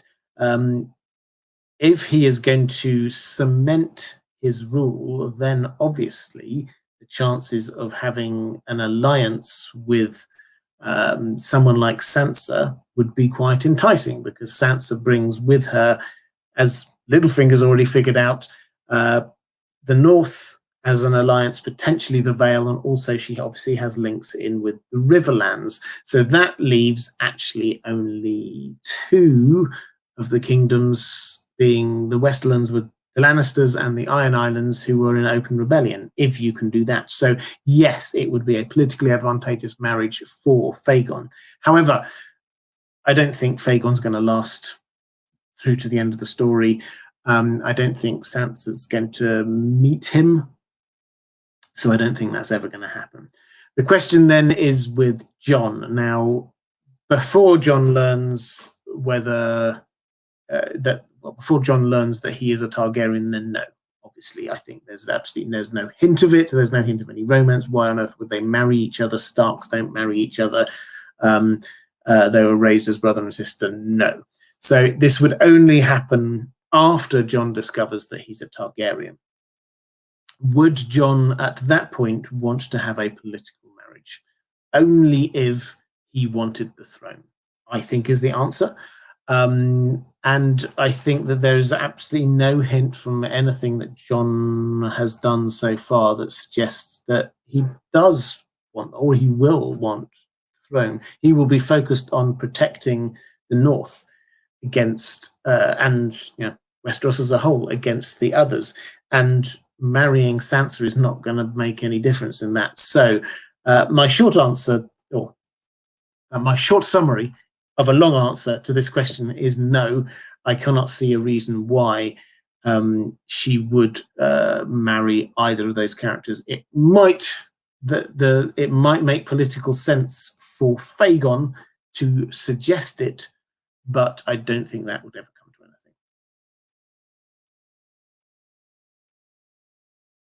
anything. Morley asks, Sansa learns to become the Lady of Winterfell on the show, while Jon goes to visit Dany at Dragonstone to get more dragonglass. She is making sure that there will be plenty of grain during the harsh winter to come, for example, on the show. How do you see Sansa doing this in the books? Well, I think it's going to be quite similar, but I think that the grain storyline is going to be linked in with the coming of the Vale to the North and Sansa herself coming to the North. This is going to be the big gift that Littlefinger is going to bring with him, that is going to try and carry the favor of the Starks and all the rest of it. So this is what he's going to do. He's going to say, I've got huge amounts. I know winter's coming and you've not got huge amounts of stockpiles of food. I will bring food with me. So that seems to be where that link across is. In terms of her managing Winterfell, yes, I think that will happen roughly in the same way. I think that Jon will head off. I think he will meet Daenerys, whether it's exactly the same way. I doubt it will be exactly the same way, but he will go and meet Daenerys, and Sansa will be running Winterfell. She will be the Lady of Winterfell. So what the exact challenges are, be the boring logistics. It will be food. It will be armor and weapons. It will be making sure that everybody's got somewhere to sleep and on all the rest of it. Because Winterfell it's a large castle, but it's just a castle. They've got Wintertown, which is the area outside it, that's not particularly defended in any way. It's just a town outside the castle walls. So what are the plans there? If the others come, does everyone just go in? So there's huge amounts of logistics that they will need to be thinking about there. And that is indeed how she will learn to be a ruler. Bigstable says, do you think Sansa will play a role in Lady Stoneheart allowing Jaime to live? Possibly.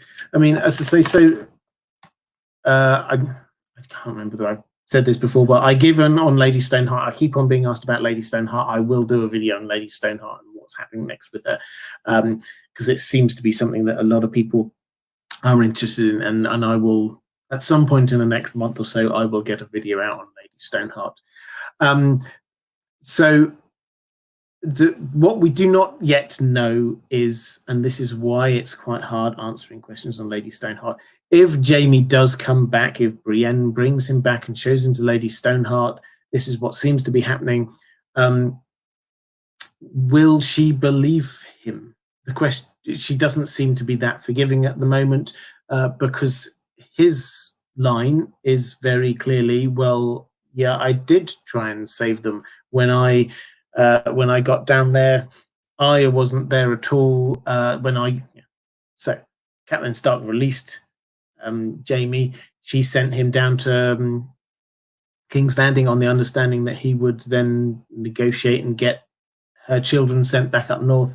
His answer is that Arya had already gone, and so he sent Brienne out hunting for her, and that is actually true. So the question is what to do there. Now, it's Lady Stoneheart will forgive, if she ever forgives, when she learns that her family is safe. Now, if the timing is such that Sansa is shown to be alive and Arya is shown to be alive, then actually Jaime is not to blame, because he has done roughly what he said he would. He handed on the task to somebody else who could do it. He has actually been as honourable-ish as he could. He wasn't perfect by any stretch of the imagination. He could have gone in there and taken Sansa out and hand-delivered her back up to the Starks if he'd wanted to, but that wasn't particularly feasible. So will Sansa play a role? I think yes, but whether it's her directly, probably not in person. I think it is the fact that she is alive that will probably be the telling factor. Lady Pushkin says, I think I need a Westeros map with pins where everybody is to get my head around it. Oh, yeah, it's very true.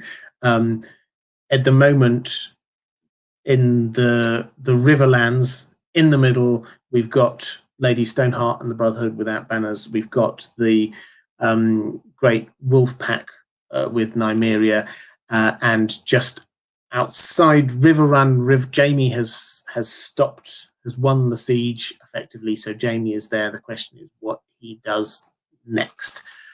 So that's where that lot of characters are at the very least. A few people saying they're here for the first time for a live stream. Welcome. If this is your first time seeing a live stream, it's fantastic to have you here. It's a very different experience watching it live compared to watching it back later. I know lots of people watch it later, and hi to you as well. But if you are here for the first time, welcome. Let's go to a question from Samuel Leask. Samuel, welcome. I know you're first-time questioner, first-time patron as well, saying, my question is whether you think Sansa will reunite with Arya and Bran or not. Their respective reunions on the show seemed reasonably in tune with what their characters became. Do you think it will go the same way? Yes, is the short answer. I don't know whether they will arrive in exactly that same order. I'm still working through that in my mind. It makes sense to me that Sansa arrives first, and then the other two arrive after that. But in terms of her reunions with them, yes, I think that Sansa and Arya did not get on before, but when they meet up, they will have both gone through so much, and they will actually be I just say in the same places. That there's a wrong way of saying it, but their character arcs, although they seem very different in a way, they're quite similar, because Sansa, as we've said, hers was going away and then coming back and reclaiming her Stark heritage and what it's like to be a Stark. Arya was forced, she naturally is very Starkish, but she was forced away from that Starkishness for a long period. But her return will be because she has reasserted her Starkishness with the Faceless Men. That is what is happening. Over in Bravos with the Faceless Men is her not being able to let go of her Starkishness. So she will return back. So they will both come back being quite Starky, and I think that initial antagonism that was there between the two of them, that will not be there so strongly when they meet up again. Bran will, however, be very different. He will be odd. he will when he returns from north of the wall, he will be effectively hooked up to the Weirwood network. He will spend most of his time by the Weirwood tree, I suspect. And he will, although he will still be in there, there will be a huge amount of just this sort of green seer, three-eyed crow kind of idea going on with him as well.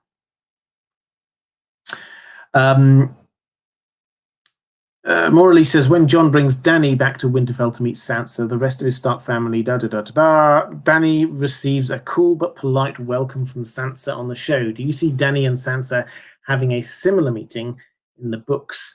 If so, what sort of welcome will Sansa give her? Now, my feeling is that Dany may not make it as far as Winterfell. Now, this is because of a couple of things. First of all, she will have a lot more to do down south around Dragonstone and King's Landing than she did on the show. So when she gets there, she'll find that Aegon VI, Fagon, is already established there. She will have to deal with that whole situation. Added to which, right now in the books, she's still thousands of miles away. She's a long, long way. She's not even in Marine getting a navy ready to come over. She's off in the Dothraki Sea. She's got to come back to Marine. She's got to gather her forces. She's got to head off. She's probably going to have to stop off for a couple of places on the way there before arriving in, let's say, Dragonstone. And I don't think that's going to happen until probably the end of the winter. So, will she head north? Will all of her army head north? I think that there's a very good chance that actually the army of the dead, the others, will head further south before then. That there are hints that their battles will be in that area around the crossroads, the Isle of Faces, Harrenhal. That is the sort of the thematic center of this story. And Dany has already had visions of her sort of flying dragons over there and fighting and all the rest of it. So I think that it makes sense that that is where that's going to be, which suggests that this whole Dany coming up to Winterfell thing might not happen. The whole story that bit of the story might be juxtaposed, wrong word, I can't even say the word. You know what I mean. All brought all the way down to there, which will alter the dynamic. But I think that Sansa and Dany, I mean, they won't naturally be allies. I think that Sansa will see the value of Daenerys in defending against the others, but at the same time, I think that she will see the same kind of single-mindedness that she has seen in many other people.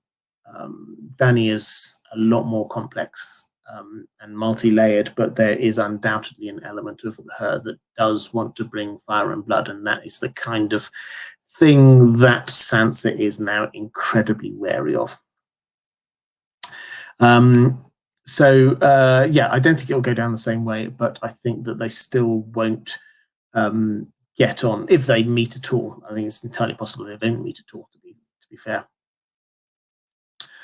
Juliet O'Connor says, "Do you think that Sansa and Jane Poole will meet again when she is still disguised as Elaine or as Sansa Stark? Do you think that Jane and Sansa's storylines will cross, or that they will work together to solidify the North?"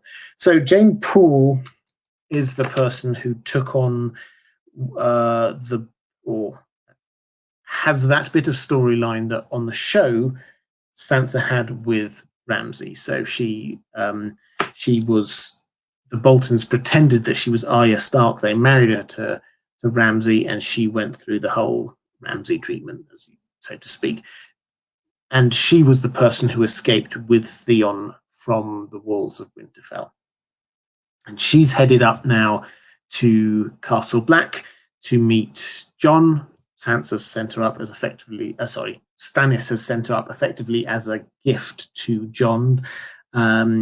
Now, that, to my mind, that means that this is where the book and the show are starting to sort of align themselves. So all of that bit of storyline that Sansa had with Ramsay Bolton, then going up to Castle Black and meeting Jon there, that is going to be Jane Poole having that.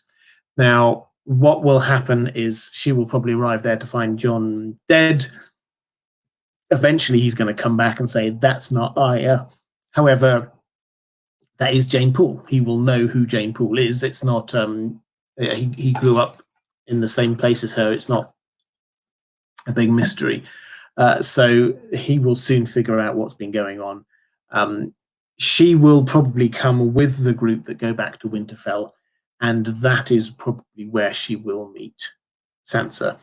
I think, for her character's sake, I hope that's where her story ends, because she's been through a lot, Jane Poole. Jane Poole was there, basically was a companion to Arya and Sansa as they went down to King's Landing, and then she just, everything went wrong for her from then.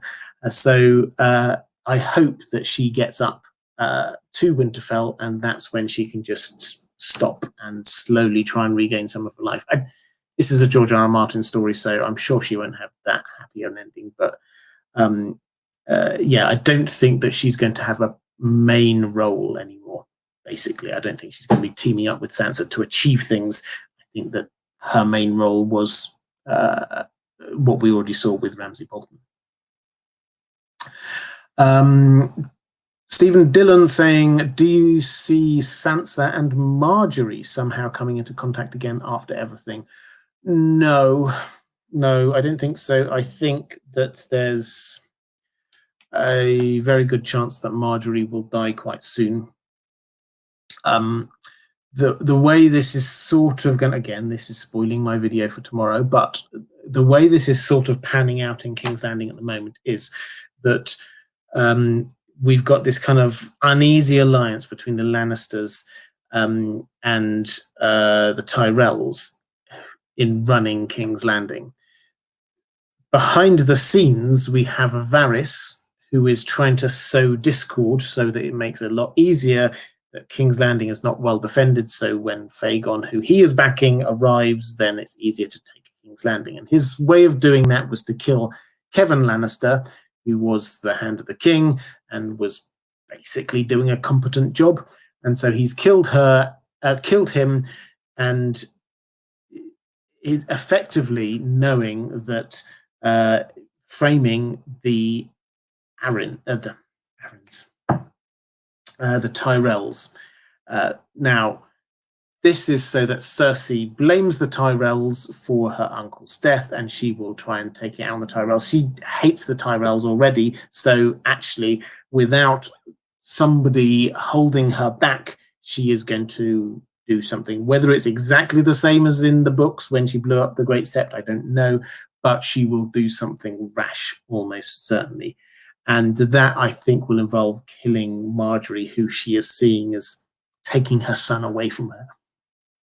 So that seems to be where that storyline is going. So Margaery, I do not think, is going to survive very long. So no, I do not think that Margaery and Sansa will meet up again.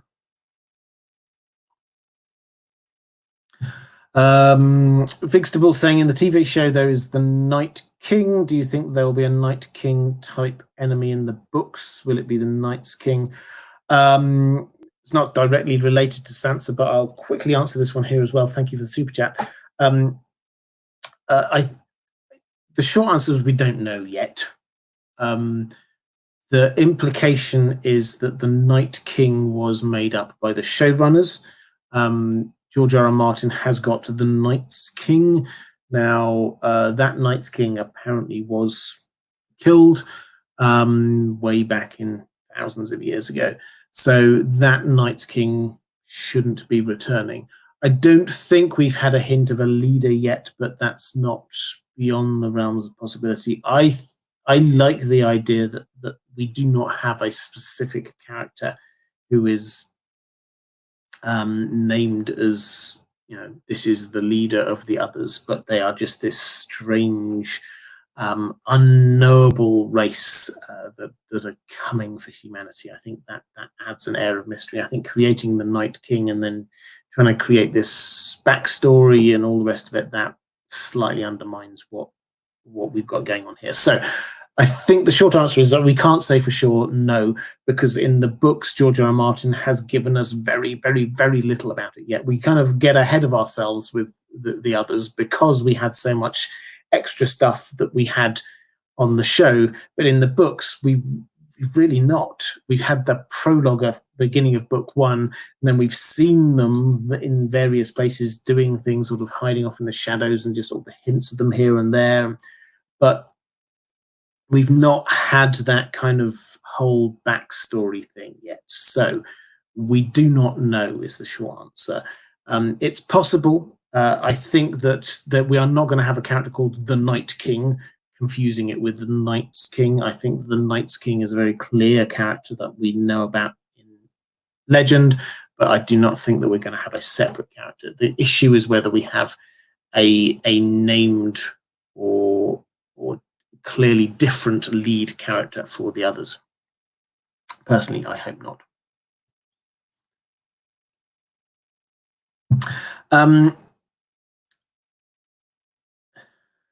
Where are we up to? So I've got 3 more questions from my patrons. So now's a good time to drop some more questions into the chat. I'll try and get to them after I've done these. Morley says, what kind of role do you see Sansa taking on during the battle with the others at Winterfell? Will she take on more of an active role? No, I think she's going to. She is there running Winterfell. She is not a fighter. She's not going to pretend to be a fighter. Her role is to organize all of the logistics and management of Winterfell itself, and not do any of the frontline fighting. So I don't think that's going to change hugely.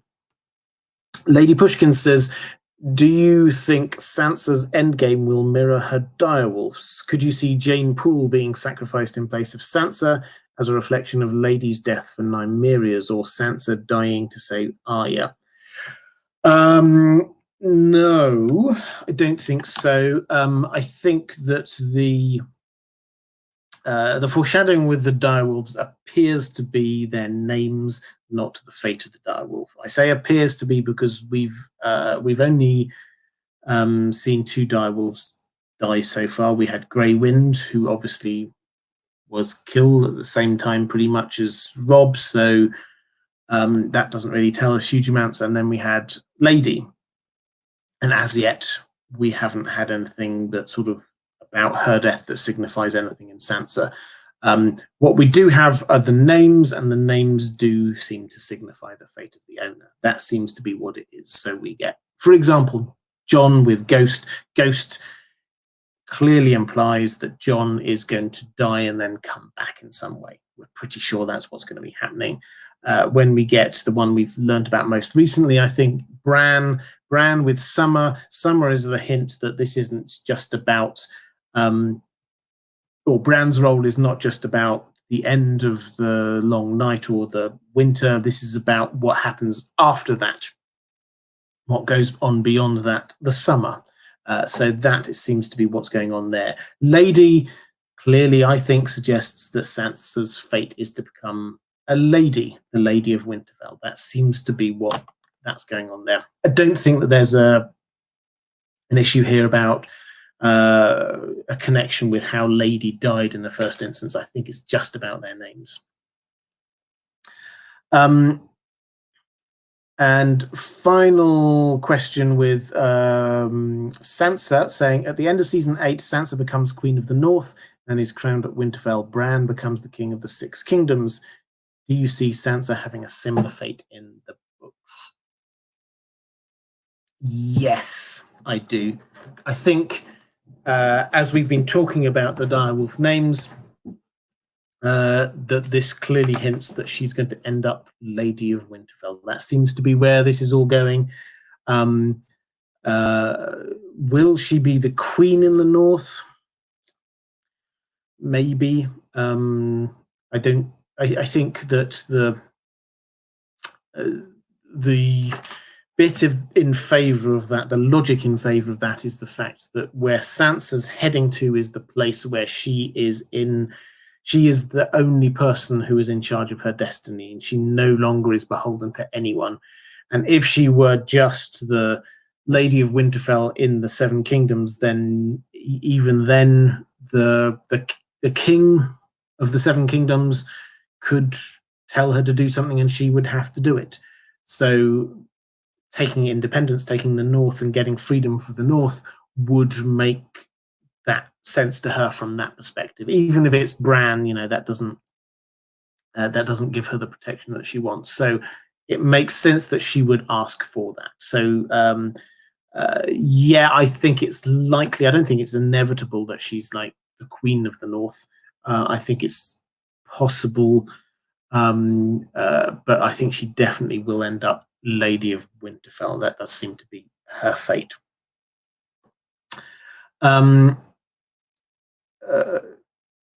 Alex JG1124, thank you so much, saying, do you think Sansa will be the one to end Baelish? Yeah, I think that we covered this quite a bit earlier on in the live stream, if you want to flip back to that. But she is the one who has the information to end him. She has the information that he was the one who killed Lysa Arryn. She can tell Jon Royce and the Lords of the Vale.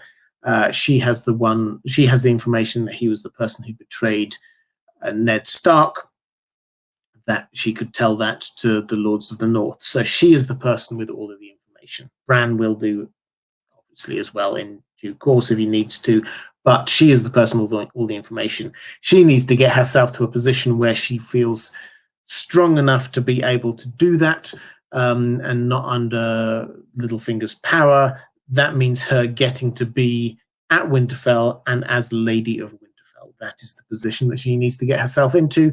That probably will happen when Jon heads down and she is in control. And yes, once she's got some people around her on the show, then obviously once she got Arya and Bran around her as well, that made her feel safe. So that was the position. So yes, I think that she will be the one to end Baelish. Probably not personally killing him herself, but ordering the execution.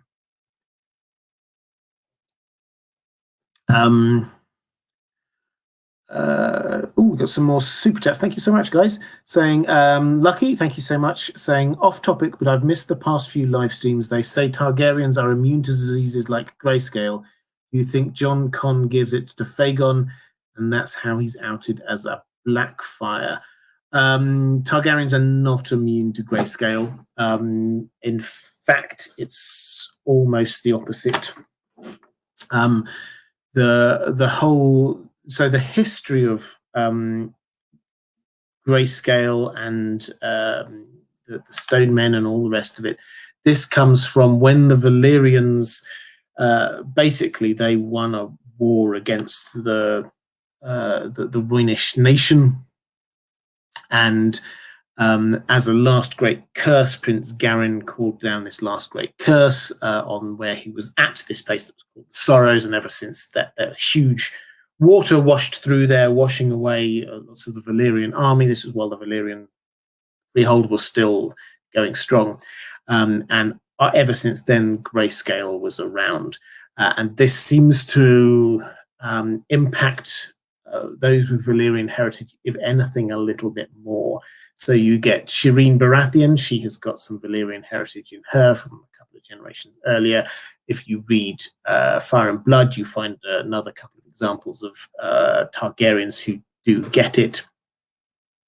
So it's they certainly don't seem. Valyrians or Targaryens are immune to most disease, but grayscale appears to be one thing that they are not immune to. So that's where it is. So in terms of how Fagon is outed as a Blackfire, I don't think he's ever fundamentally going to be proven to be a Blackfire. I don't think that that's going to happen. This is not the way George R. R. Martin writes, but I think it's probably going to be in connection with the dragons. And I think that Daenerys will say something along the lines of, well, if you really are Targaryen, here's a dragon, why don't you make friends with it? That I wonder whether the situation with Quentyn was sort of like a bit of foreshadowing of that. I wonder whether or not that's what's going to happen, because Fagon will think that he is, probably as far as we can tell, he thinks that he is Aegon VI. So he will approach with confidence, and it may well be that the dragons sniff him and don't recognize him. Vampris99, thank you so much for the super chat, saying, what about Sansa as a callback to Elizabeth I and Elizabeth of York as evidence that she'll be queen in the north? Yes, so there are a couple of this. I mean, these are excellent historical examples. So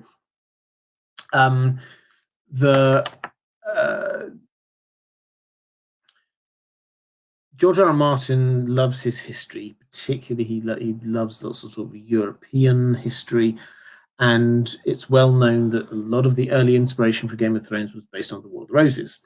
Now that I always have to preface this by saying this is very high-level history. There are, I'm sure, historians out there who will be able to explain this a lot better to me than I can. But at the end of all of that, then the two warring families, which were the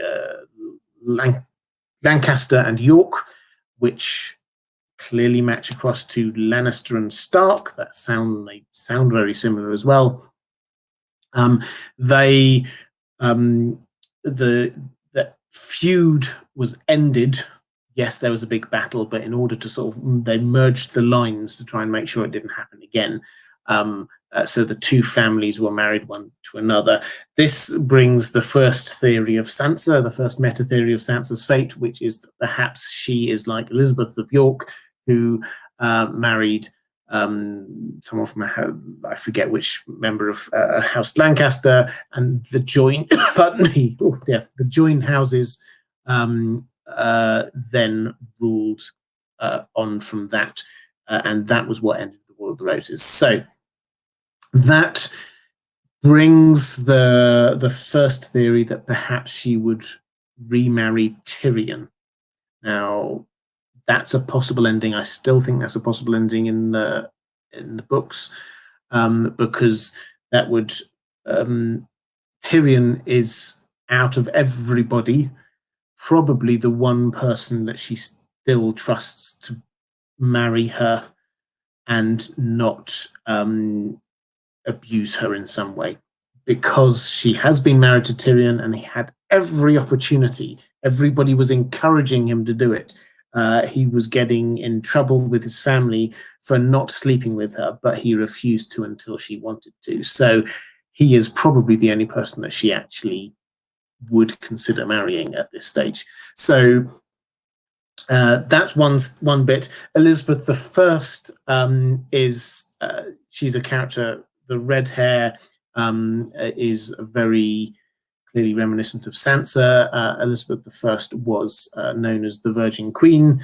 She probably wasn't actually a virgin, but she didn't marry, she didn't have any children, and she ruled England for a long time very successfully. So she is in many ways this kind of image of Sansa.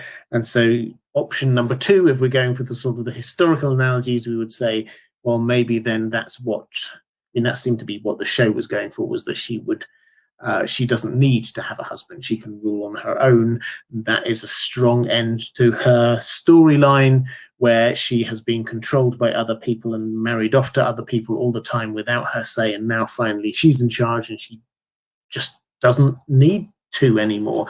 It's her choice. Why would she do that? So those are the two historical analogies that we've got going on there. I like both of them, incidentally. I think both of them are a very strong sort of ends to her story, and I think George R. R. Martin could go either way. And also had Googly Woogly, fantastic name. Thank you so much for the super chat. I can't see a question attached to that. I'm going to quick flick through, see whether I can see anything. I can't, but thank you so much for the super chat. I really do appreciate that. Okay, I think that is that. I think, well, my voice is starting. I've been going now for nearly 2.5 hours, so I think I'm going to give my voice a little bit of a rest. I will be back this time next week. Do look out before then. Please look out for the videos I've got. As I say, I've got a video on Fagon coming out tomorrow, so keep an eye out for that one. I've also got a video on Gollum coming out the day after. So again, if you're interested in Lord of the Rings and want a character study on him, then please do check out that. If you are watching this back a little bit later, always get these the wrong way around, but this side here somewhere will be appearing soon a link to other live streams that I've done, and somewhere here will be appearing a link to my Patreon page. If you want to support the channel, or if you want to get access to some of the stuff I do just for my patrons, please do click on those links. Guys, thank you so much. I've really enjoyed this one. There's been a lot of fantastic questions. Take care, everyone, and I shall see you again next week.